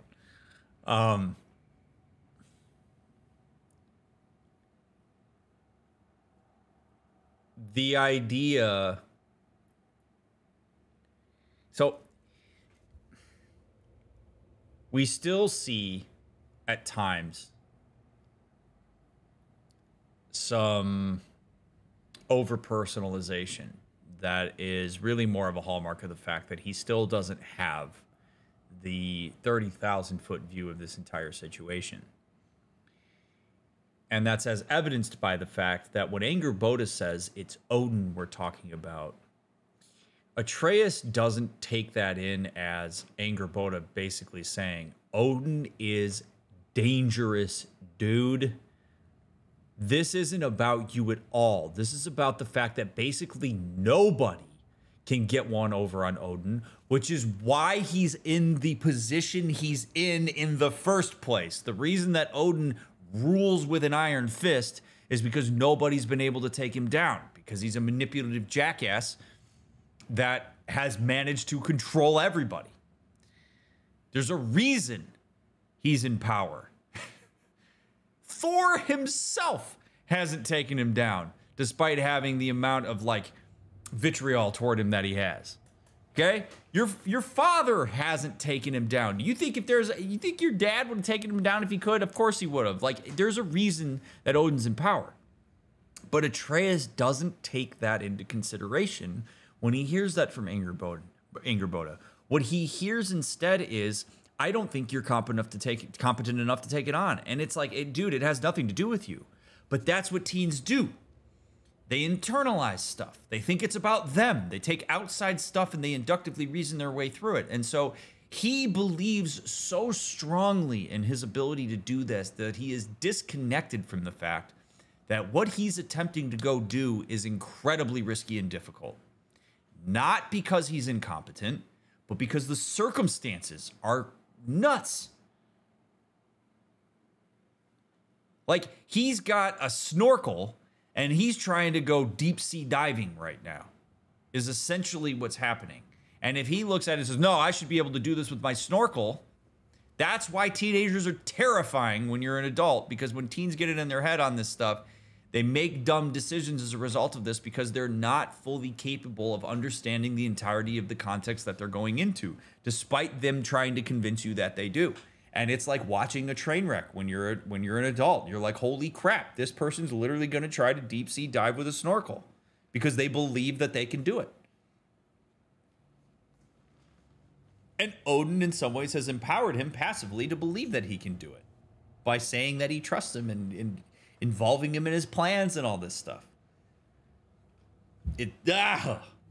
So it's not totally Atreus' fault. It's the fault of development. But man, is it hard to watch as an adult.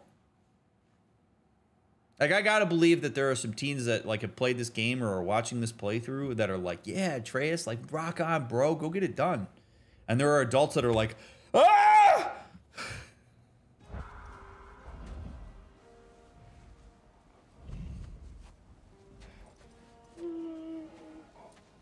Be careful, Loki.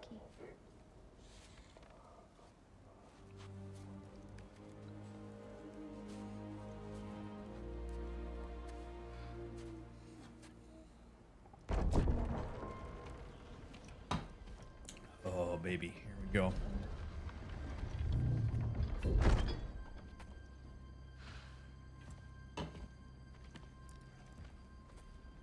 Okay.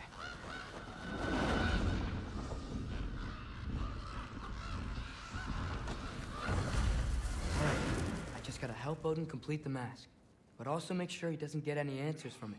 Jesus. Easy, right? He's probably in his study. He's probably in his study. He probably knows. He probably knows Atreus is coming. He probably knows that Heimdall's dead. Hell, he probably knows he had a conversation with Kratos in Helheim, for all I know, because he's got freaking ravens everywhere. Ah, this is like my blood pressure is like through the roof right now. Oh my god, like Atreus, buddy.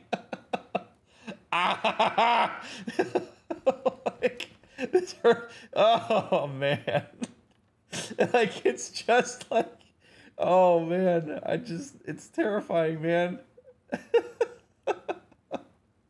Like, Atreus has his driver's permit, and he's like, yeah, I can totally drive this Lamborghini, no problem. I can drive this Lamborghini 130 miles an hour on a crowded highway, no problem. I got a driver's license. It means I can drive.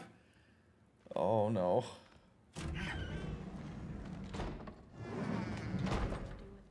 he had nothing to do with it, then why isn't he here? Just because someone isn't here to defend themselves doesn't mean they're guilty. I mean, what kind of messed up logic is... Heimdall's dead.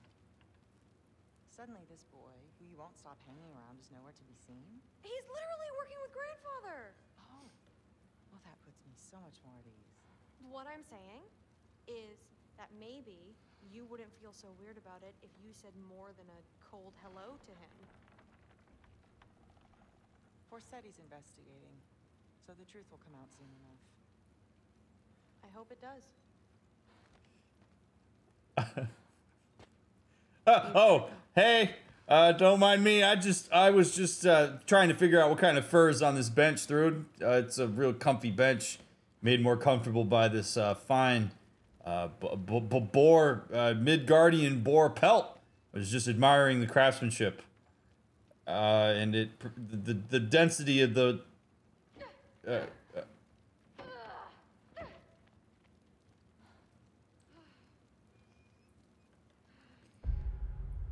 I would just like to take a second, if there is a chance that any of you are watching this. They really nailed, Sony Santa Monica really nailed the writing of like mother and teenage daughter who just don't have aligned values. Like, it's just so well written. like that interaction between Thrud and her mom. Oh, I mean, that's not the most common kind of shit that you. It's just so good, man. It's like the same shit that Atreus goes through with Kratos, just in a different relationship context. Thrud, you all right? Yeah, parents suck, don't they? That's mom. Yeah, get her. Get her. Get her.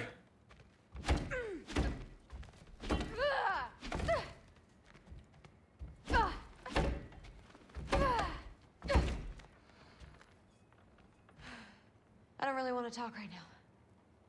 Okay.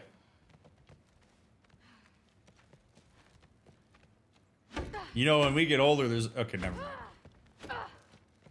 Not gonna go there.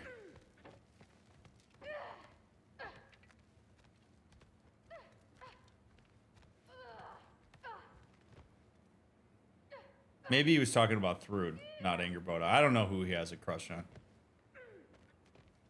Hey. You should leave. Okay. Yep, was just leaving. Like mother, like daughter, huh? Everybody just telling me to leave.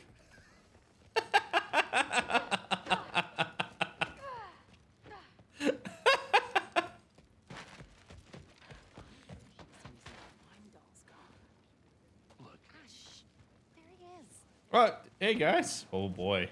Oh boy. Everybody knows Heimdall's dead. This is bad.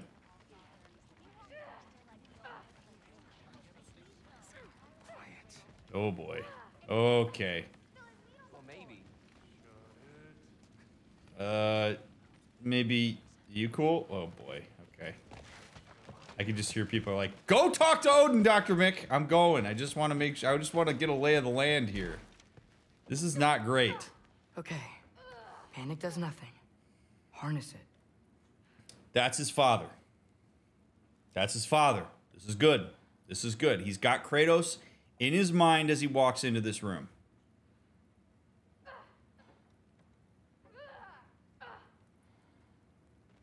Let's see how Odin plays this.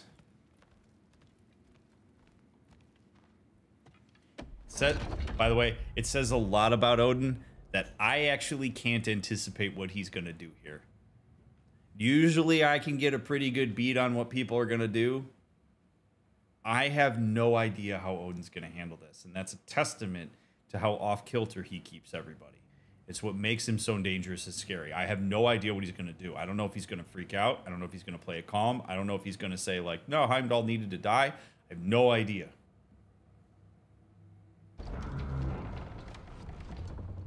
Heimdall's dead. Happen to know something about that? Anything? Well, I mean, everyone hated him. Sure. But have you seen anything? Something noteworthy? I mean, you know, he did sock Thrud pretty hard while we were out. Maybe someone found out? Got even? I don't know. Are you suggesting my son had something to do with this? I don't know. Honest. Well, I had to ask. Never believed you had anything to do with this. Oh, Lord. Oh, man. Oh.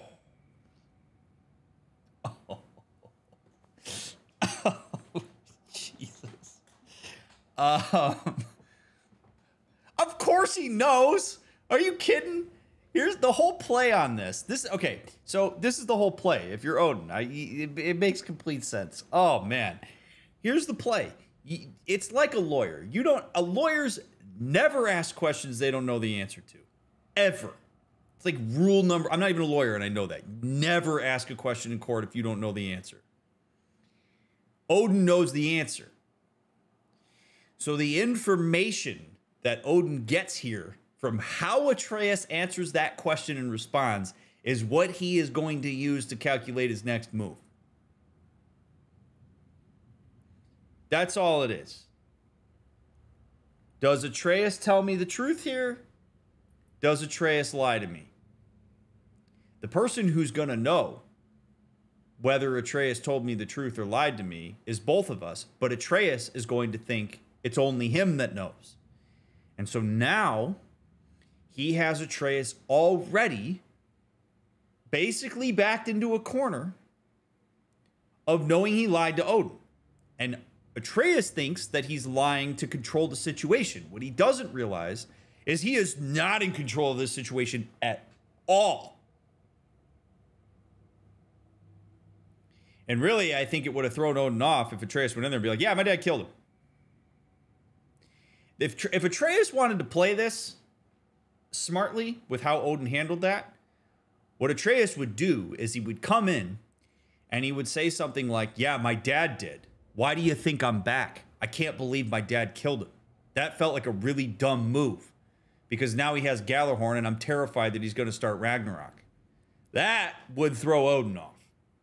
That would make Odin think perhaps that Atreus and Kratos are fragmented and that he came running back to Odin because that was who he trusts, because his father's doing something that he's afraid doesn't align with Odin's interests, and Atreus is in line with those interests. But this is why you send an adult back, not a teenager.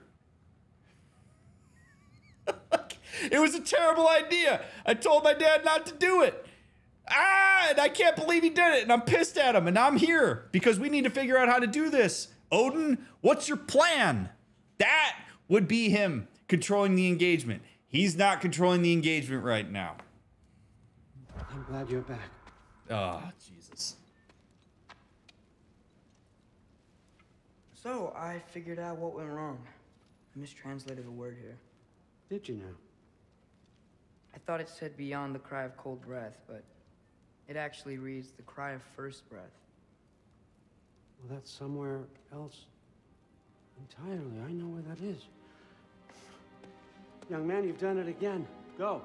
Take the mask, take the sword, take the bird, find Thor. We're going to Niflheim.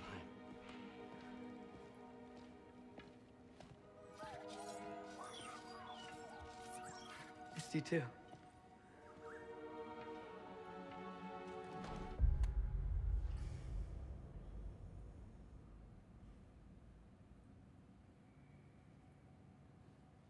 God, I'm not even a parent, and I'm like, oh man, oh man.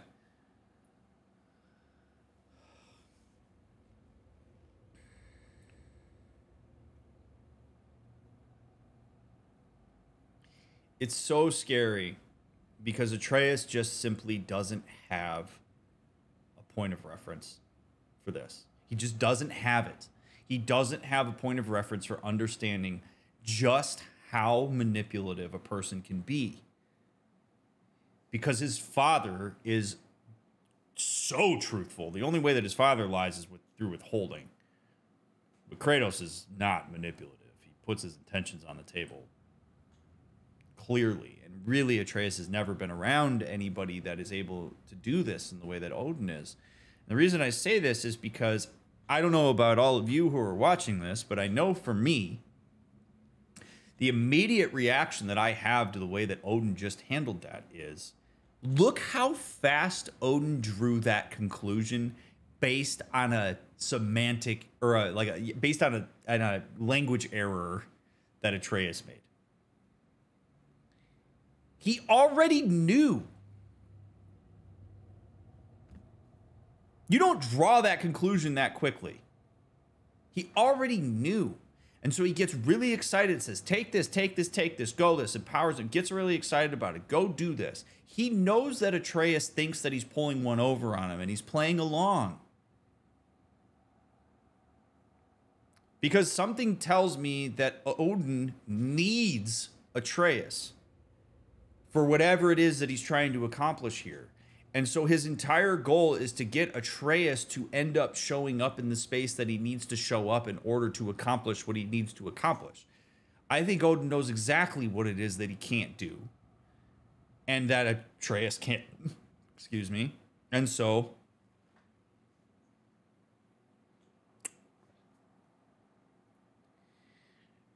but again, Atreus doesn't register that because he's so caught up in his own motivations on this. He's so caught up in the fact that he's in control. Oh, Odin bought it. Oh, here's my story.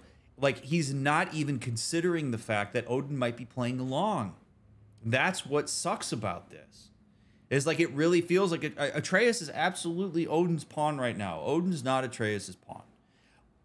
Odin knows that as soon as Atreus has what he needs, he's going to try to bail. And I guarantee you he's already got controls in place for when that happens. And Heimdall wasn't one of them. Is Dr. Mick telling parents that we need to be more manipulative to our kids so they learn how to deal with it? No, that's not even remotely close to what I'm saying. However, you should have conversations about what manipulation looks like. When you see representations of it in the media, you should talk about it with your kids. You should give them an idea of what it looks like so that they're in some ways prepared for it. No, don't manipulate your kids so they have an experience that goes in line with, so that they're ready for being manipulated later on. No, absolutely not. Hey, Ingrid, you wouldn't happen to know where Thor is? Yeah, I figured. It sounded like a no. Ooh. Maybe I should stop by my room. Might be a while before I can fix up my equipment again. Oh, thank you for the hint, Sony Santa Monica. It's not my room.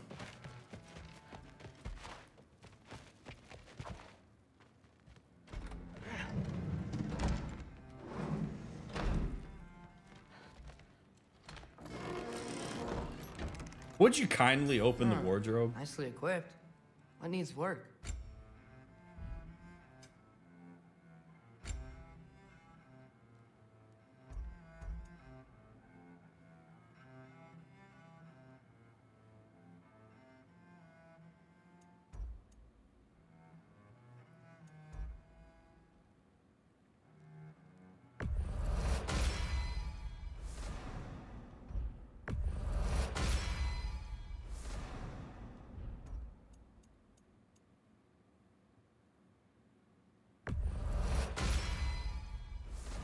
Lauren, thank you for the tier 1 sub. Appreciate it.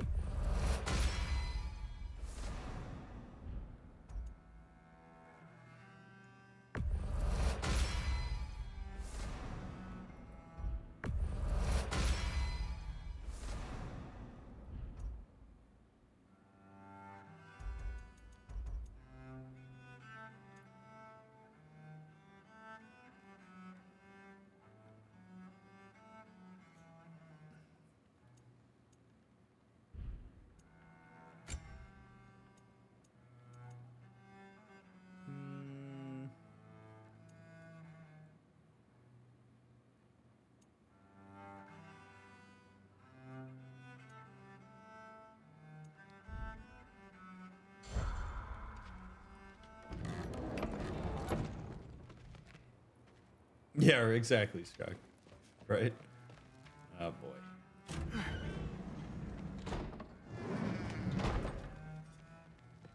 Thor. Now, if I was Thor, where would I be? Let me ask his wife. Hi, Sif. Do you know where I can find Thor? Allfather is sending us on another mission. Why would I tell you where to find anyone I cared about? Look, it's fine if you don't like me or trust me or whatever. But I want you to know that you're hurting her. Excuse me? Thrud's gonna be a Valkyrie one way or another. You know that. If you don't stand with her, You're gonna lose me. You may be working with Allfather and enjoying his little bubble of protection. But stay out of my family's business. Enjoy your freedom while you still have it. Oh man, bail, dude. No way. How emboldened are you? Oh man, he thinks he's doing through to solid there. No, he ain't. He just made things so much worse. Oh my God, dude. No, don't do that.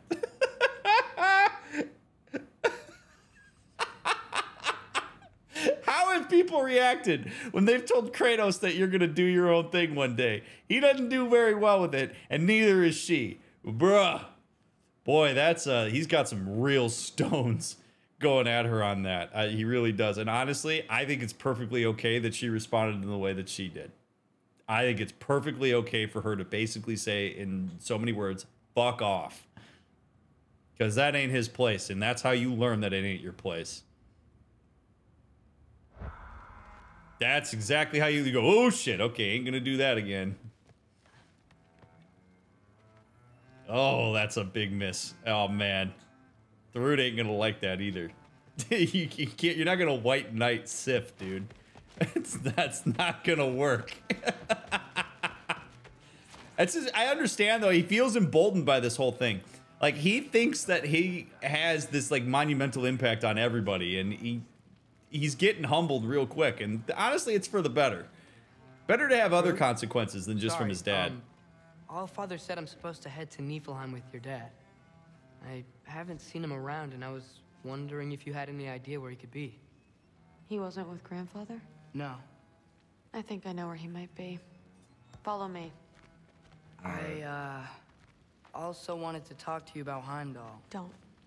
Not here. You're right. Later. Hey, Thrud, I'd like to talk to you about Heimdall in front of everybody here in Asgard. Are you open to it? Brother, dude, Atreus can be a real battering ram sometimes.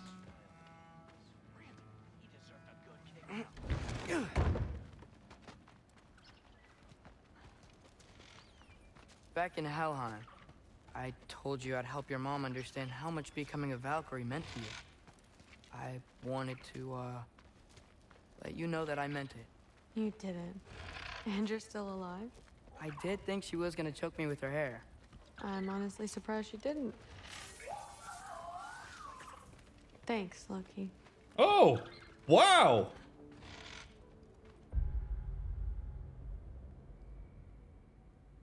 I'm wrong.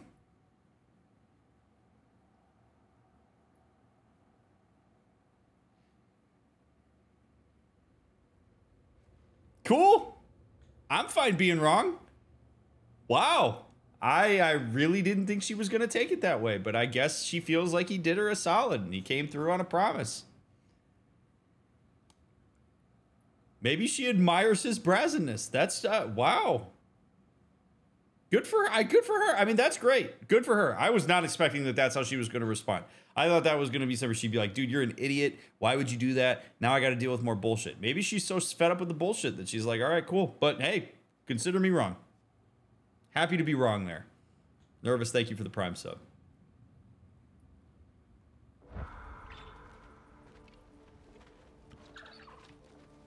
Yeah, maybe it probably does mean a lot to her that he stood up for her, but hey, sweet deal, man.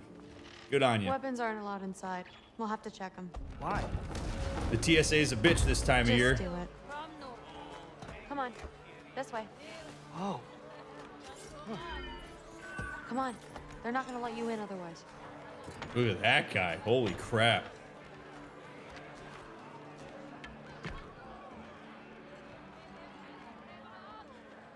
Look around.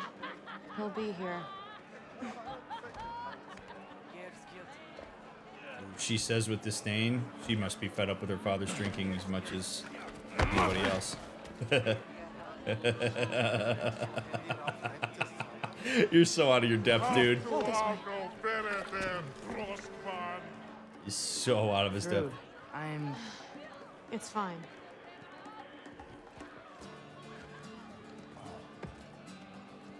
Hey, Thor. seems like it might be a bad time, so if you need a moment, I totally understand. No rush, but... Right where I thought you'd be. What are you doing here? You shouldn't be here.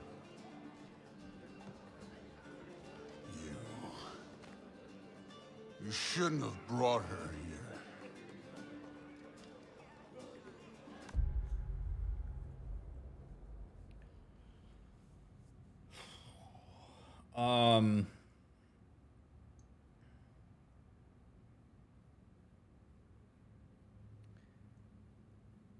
Alcoholism's a bitch. I do think that to an extent, folks who, like Thor, overly partake in alcohol as a coping strategy that's consistent and reliable for them, they often get hammered, no pun intended, as like you could make a better choice at any time and you're essentially an asshole for doing this. And it's easy to look at Thor here and call him a dick. And to an extent, admittedly, there is some truth to that. Because ultimately, every single time that Thor decides to drink, every time he puts alcohol in his mouth and swallows it, it is a choice. It is a choice. It's a choice that becomes increasingly more difficult to make as you go down the road of alcoholism. And Thor is in this position, I think, because one, drinking is something he can control. Two, people usually drink for one of two reasons. They drink either to get away from their emotional experience or to get more in touch with it. And Thor's got a lot of complicated emotions related to his own father and his own family, and he's doing what he can to try to create a level of control over his emotional experience and over his life. And alcohol is reliable, and it's consistent, and it's there, and he can turn to it when he needs it. It's not as complicated as the relationship he has to his wife. It's not as complicated as the relationship to his father. It's not as complicated as the relationship to his daughter. It's the easy thing to turn to, and that becomes a really difficult road to get out of once you realize how consistent and reliable it is. So that's my empathy spiel for Thor here. It can be hard to get there. It's really hard to get there on that, because the impact of alcoholism on families is really profound, and we see that in looking at Thrud's face while she's watching this. She's pissed. She's probably sad. She's disappointed. She's annoyed. People have to take on roles they don't want to take on because substance takes a role in the family. Alcohol is a present member of the family, and it's one that Thrud has a shitload of disdain for, and she's angry at her father as a result of it and thinks he's probably a slobby mess. In a lot of ways, he is. Her experience of that is real. And she's frustrated by it, and she keeps having to deal with it, because what it does, essentially, for children in particular, when you start to see this shit, is it breaks down your idealization of your parents in a way that is just not fun to deal with. You realize that your parent is like slave to this substance that changes them, and it diminishes the heroic idealizations we often try to have of our parents, and it puts us into really uncomfortable situations. And we see all of that on her face while she's standing there watching Atreus try to address him. When he says you shouldn't have brought her here, I think it's because Thor has an immense amount of shame around it. I think his whole thing is, I can also escape by going here. And now my daughter is seeing me like this? Oh my God. I think he has a level of self-reflectiveness around this. A lot of alcoholics do. Or heavy drinkers. If he's not an alcoholic, heavy drinker. Whatever. Like, there can be a lot of shame around that you get soaked in when your kids show up in this kind of context. His anger at Atreus is less about being mad at Atreus, and more about being angry at himself for being here in the first place, where his daughter had to seek him out in this way. Man, oh man. It's just that there's a lot going on here, but I really want to take a second to talk about that because alcoholism destroys families. It destroys people. It destroys families. It creates a lot of problems.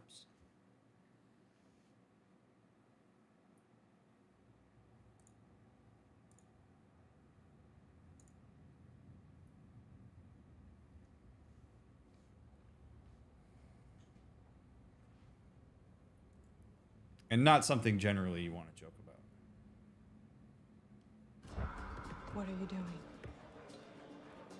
Relaxing. Did I say no rush? I meant we should get going, right? We don't want to keep the Allfather. Quiet! He's right. You should get going. Oh, man.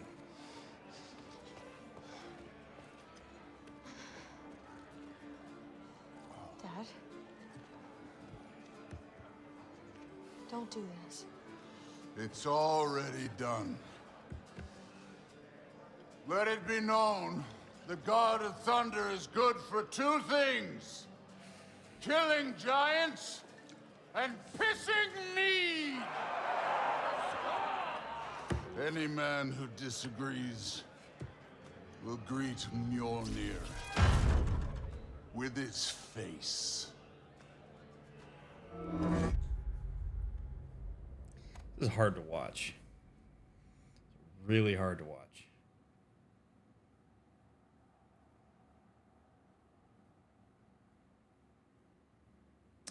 This is the long-term effects of being in close proximity to Odin.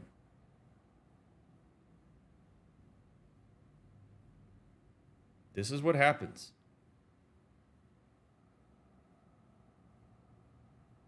Odin treated him so poorly, manipulated him so hard, took any sense of control and self-actualization away from him.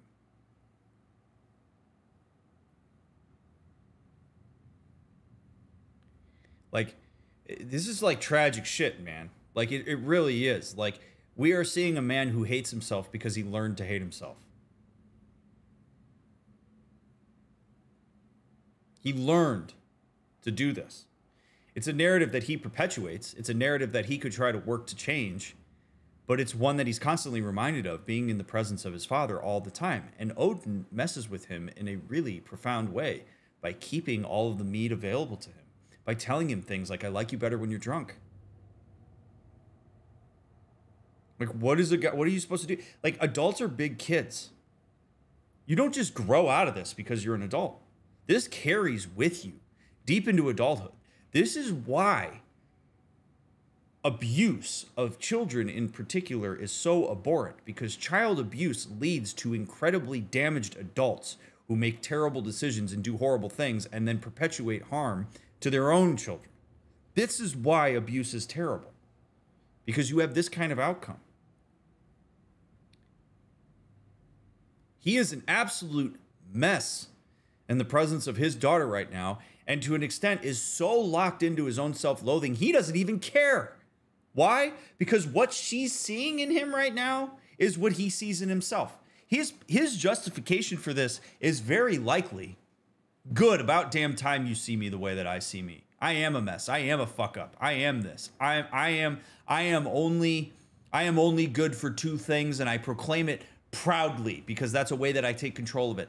I'm a mess. I'm not the father that you think I am, as a way to avoid any responsibility he has for trying to do better and standing up to his father. And the reason he doesn't stand up to his father, quite likely, is because he engages in a very childlike part of himself when he's in his presence, and it's incredibly difficult for him to find that autonomy and to push back. He's terrified to do it. So he's exerting control in whatever way he can, and it's through self-destruction. I don't want to make it so that anybody can do any worse to me than I do. And I want everybody to believe that I'm a piece of shit too, because it makes my life a hell of a lot easier. I don't have to work on anything if I do that. It is incredibly tragic. I feel terribly for Thor. I feel even more terribly for Thrud that she has to bear witness to this and deal with it, because Thor chose to have a child who now has to bear witness to this. He is accountable for cleaning himself up, but it's also a way more difficult hill to climb than people often lend flexibility of thought toward people who struggle and cope with their issues via alcoholism. Holy crap, is this hard to watch, man.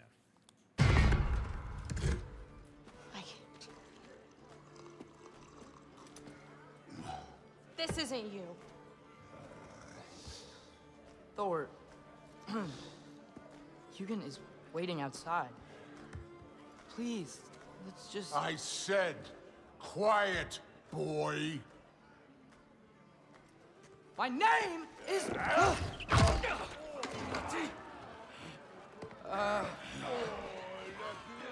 What?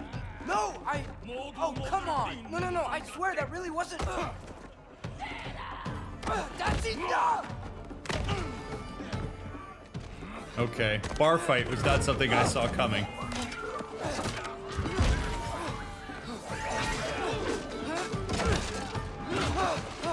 Oh, how I've missed this! And he's still got it.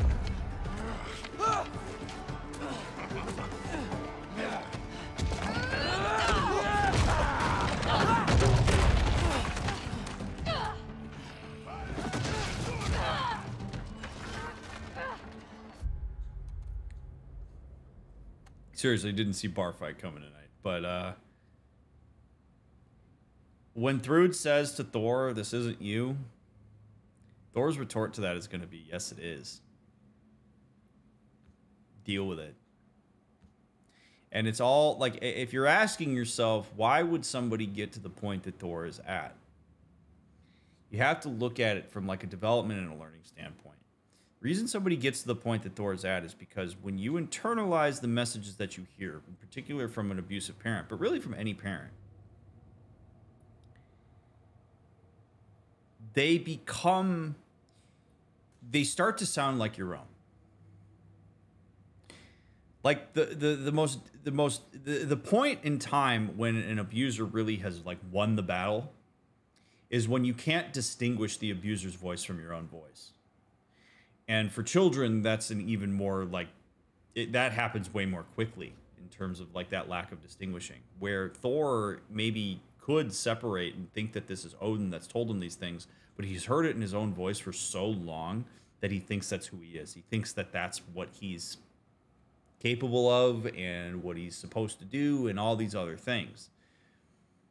So when you're trying to work through this with somebody, the very difficult work of this is to ask somebody, where did you learn that this is how you're supposed to act?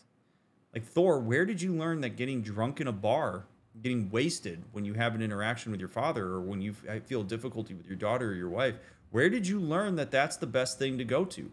Where did you learn that you're only good for two things? Who told you that? Who was the initial voice that you heard that in? And it's hard work to make that distinction. But when people make that distinction, they can generally start to heal, because you follow it up and go, do you actually believe that? Or is that something that you just took on because you didn't know otherwise? Because the most important person in your life told you that that was the case. And as a means to impress them, and as a means to perpetuate a relationship with them, you believed you had to take that in and you had to believe it. And what you'll find in those conversations, which take a long time to get to, is that people will often start to feel a sense of empowerment when they create that separation, because then they might choose more effective behaviors and healthier things as a result of that. But it's not until you can create that separation. For so long as Odin controls Thor's internal voice, he has control over Thor. And Thor will not stand up to him. Once Thor internally stands up to Odin, he can make a better decision about what kind of boundaries he wants to have with Odin and what he wants to do to handle that relationship. But he's so disempowered and cut down over the years that it's incredibly difficult for him to do this. And we're talking about hundreds, if not thousands of years, because they're gods, all the more difficult it would be to do that work. All right, let's do a bar fight. Get away from me! This place sucks!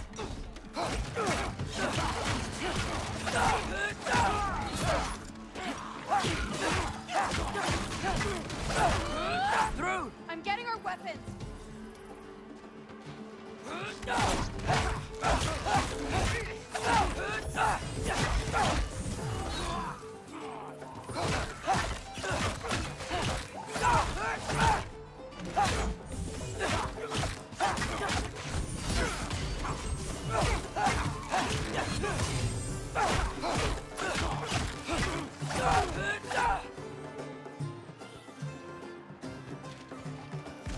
You could be helping more, don't you think? You could end Thinking too much. Seriously? Come here.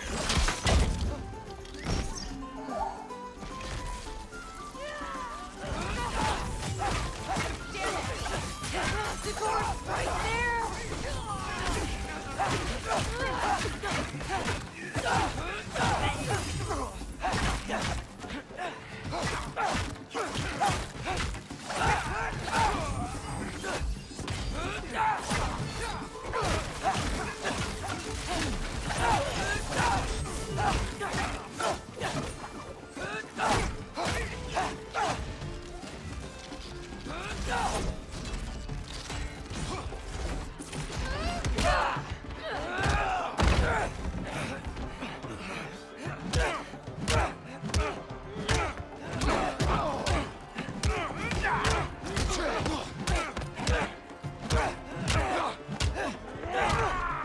Looks a lot like his dad there, huh?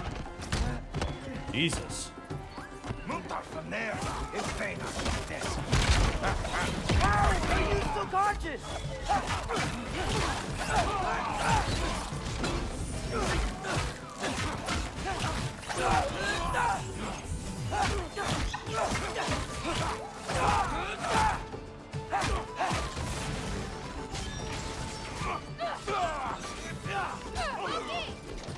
Now shoot! Will Odin be mad I'm killing Enriar? They're already dead. They can't really die again. Ooh, this is doing the dual trigger thingy, which is cool.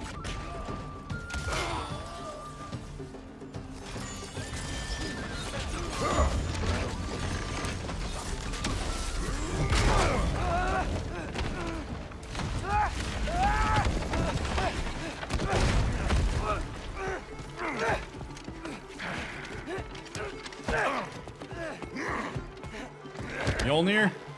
Mjolnir? Help a brother out. Jeez. Yep, thank you.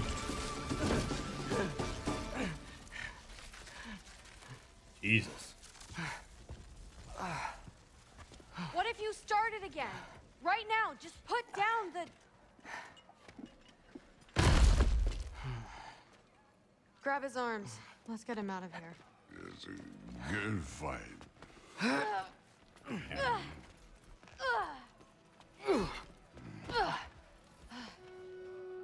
I'm sorry you had to see him like this. No, it's fine. Really.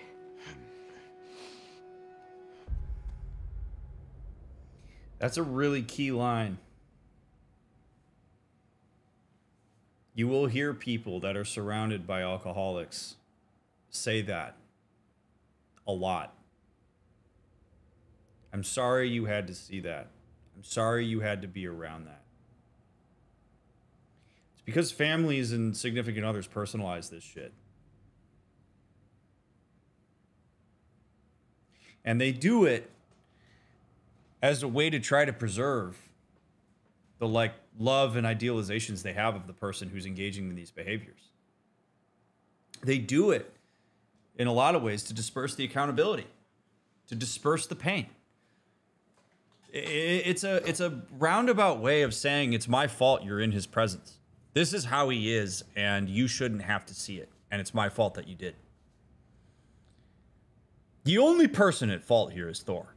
At the end of the day, Thor is the one that is responsible for the fact that he's acting this way and that he's drinking like this and that he's presenting how he is. Thrud has nothing to apologize for. She has zero responsibility as it relates to what Thor is doing.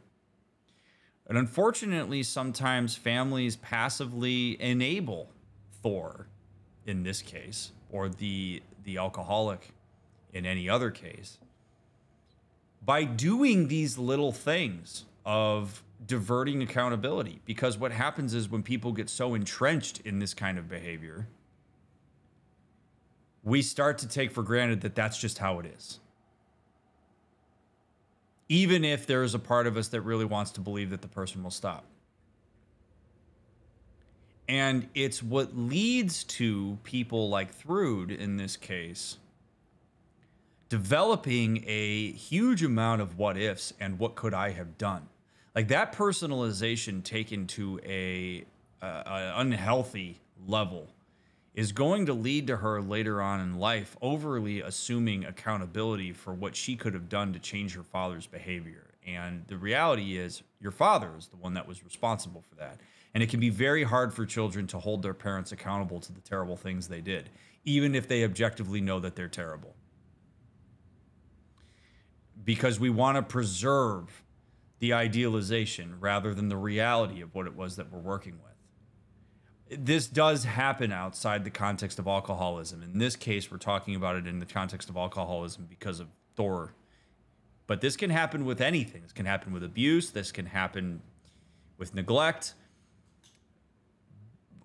People will do what they can to try to circumnavigate the real reality that what a person's choosing to engage in is harmful and terrible. And sometimes it's even a matter of like, well, if we don't take care of Thor and we don't give him the benefit of the doubt, then who will?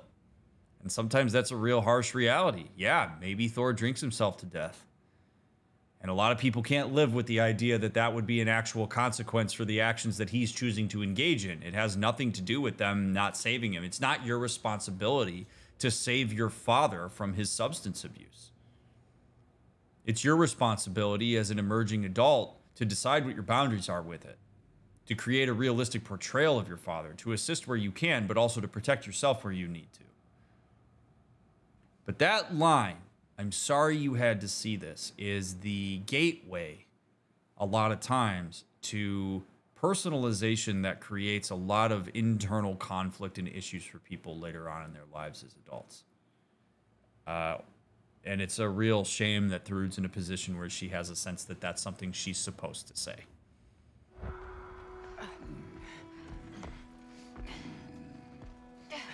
Hey, I'm strong, but you gotta help me out here.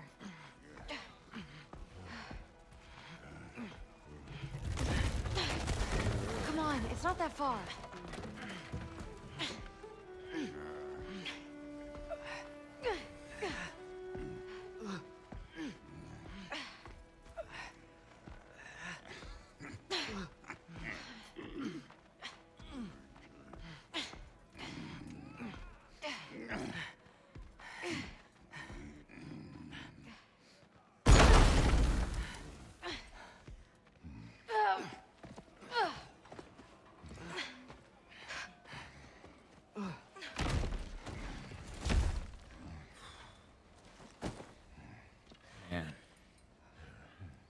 Thor?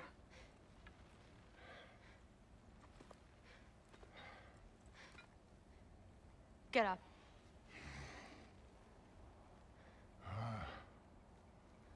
Thrudy. You are going to Niflheim with Loki. Allfather's orders. You have to get up. I know you're disappointed. Disappointed? No. That was a glorious fight.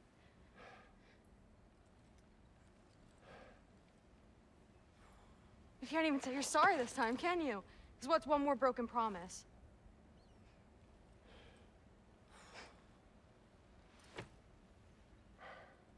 Grandfather treated you like crap. You were struggling. I get it. But you can't just...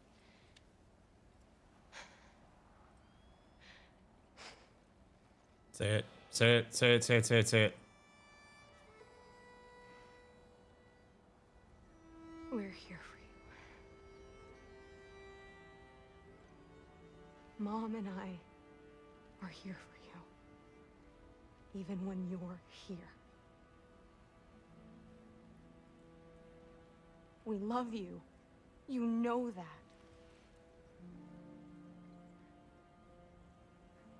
I just thought this was behind us. I fucked up. Yeah, you fucked up.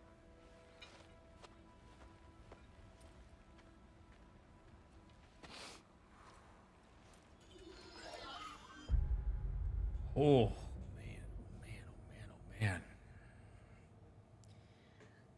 This game loves to throw me curveballs. I really didn't think this was the kind of conversations we'd be having tonight. I really didn't.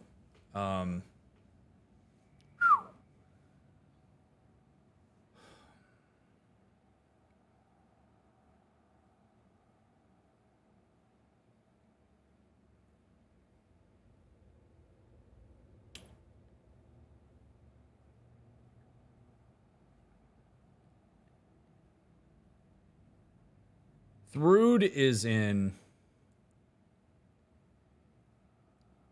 a ridiculously precarious position. It is one that I am sure anybody who's watching this who has a person or parent in their life who's an alcoholic, you know exactly what Thrud is experiencing right there. You are so boxed in. And it's because of Thor being so dramatically steeped in his self-loathing that he borrowed from what he learned from his own father. Because Thrud being angry, which is totally justifiable, Thrud being disappointed as he anticipates that she is, Thrud being really anything that we would consider to be an emotion of accountability here, is going to perpetuate his self-narrative. So if Thrud says, yeah, you're disappointing and you fucked up, and what the hell, dude? Thor can so easily take that in and say, see, I'm a shitty dad. I'm an awful person. This is why I do what I do, because nobody wants me around because they know I'm shitty. Yep, I am. It confirms that narrative. And as Thrud, that is not what you're trying to do. That is not at all what you're trying to do. And it sucks because by holding that person accountable via your reaction to them, you perpetuate the narrative that drives the whole thing. It is such a bind.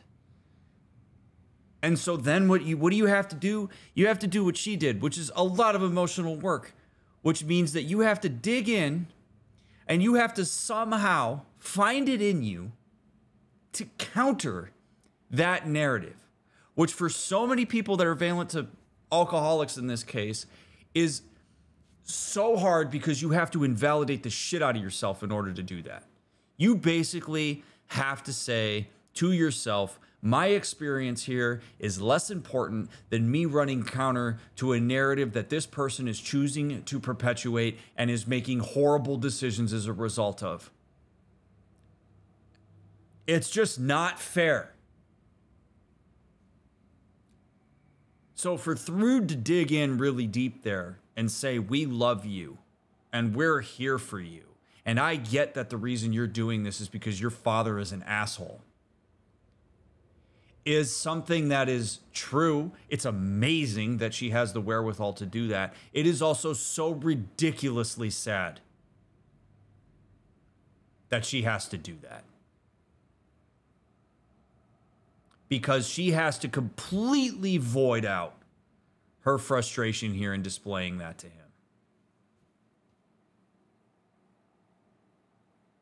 She can't win. And that's the thing that is so just, it's just horrifically frustrating, because at the end of the day, the only thing that changes any of this is Thor disconnecting from the narrative that he's a piece of shit. That's the only thing that changes this. And she can't do that for him. Nobody can. Nobody can change that narrative for him. He has to decide that that's a narrative that he wants to change, and he has to put the effort in to do that. And for some people, it's way easier to just get drunk than to do that. I'd argue for most people, it's way easier to get drunk than to do that, because we're talking a lot of therapy, which for Thor is probably going to be hard to get him into in the first place. So, you know what? I'd rather get drunk, piss everybody off, and perpetuate the narrative, because then I can say I told you so. And it's the most tragic I told you so that anybody can ever say. What would I have had Thrud say there? I don't want Thrud to be in that position in the first place. I don't think, I really mean this. I really mean this to everybody watching this. There's not a damn thing Thrud should have to say there. There's not a damn thing there that's right for her to say.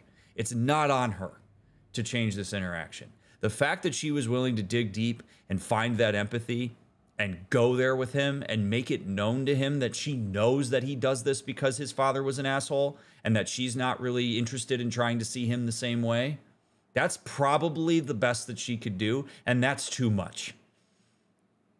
She shouldn't have to do that. So it's not about what I want Thrud to say. It's about what I want Thor to do differently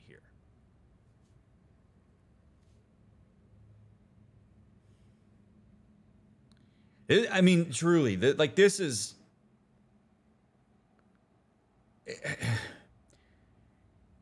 This is why people freak out when people go down a slope with substance abuse, because it creates these boxes that are just so interactionally difficult to get out of. It puts people in positions that are so unfair. It's not about, but that's the thing, right? Notice how what I said here is the thing that changes this.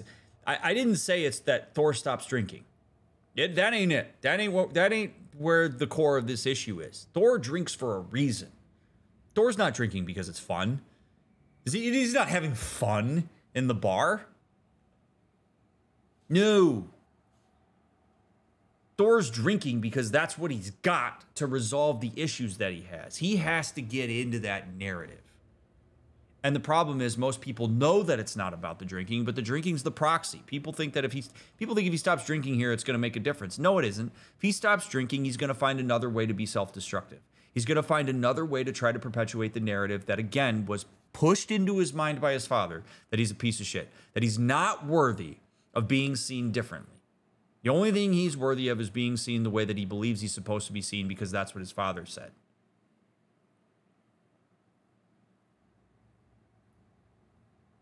And in probably 98% of all cases, that's not a researched number, it's just Dr. Mick making a point. Probably 98 of all cases, the drinking itself is never the issue. It's a symptom of the issue. It's not the core problem. It's just the proxy. It's the presentation. It's the thing that people can sink their hooks into and go, oh, wow, there's an issue here.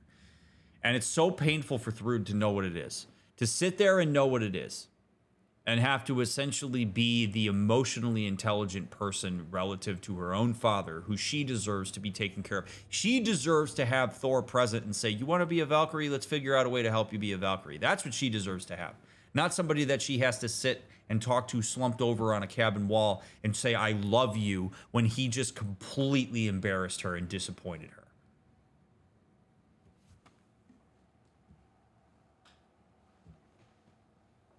And it makes me angry. Like, I do my best in these moments to engage as empathically as possible. Those of you that have watched all my playthroughs, you know that like when somebody like Thor presents here, it's very easy for people to bash him and call him an idiot and get mad at him. And I do my best to be as empathic as possible to everybody involved, because everybody's coming at this from their own angle. But when you zoom out and you look at this from a relationship dynamic and you think about, like, what do you want that's best for the people that are involved here that you care about, all be them video game characters, it gets hard not to engage with that emotional intensity of being so angry about something that is so easy to see as a choice, because it ultimately is. Thor could choose to do different things, and he's not.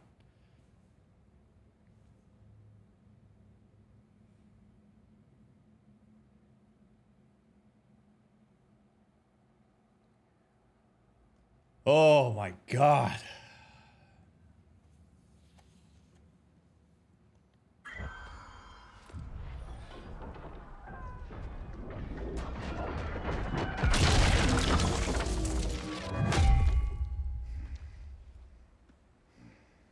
Can I get you a water or something?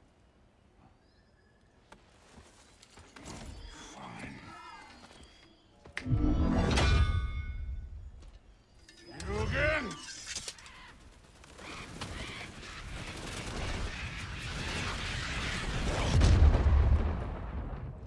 Let's make this quick. You in a hurry to get back to Asgard? Just get us to that mask piece.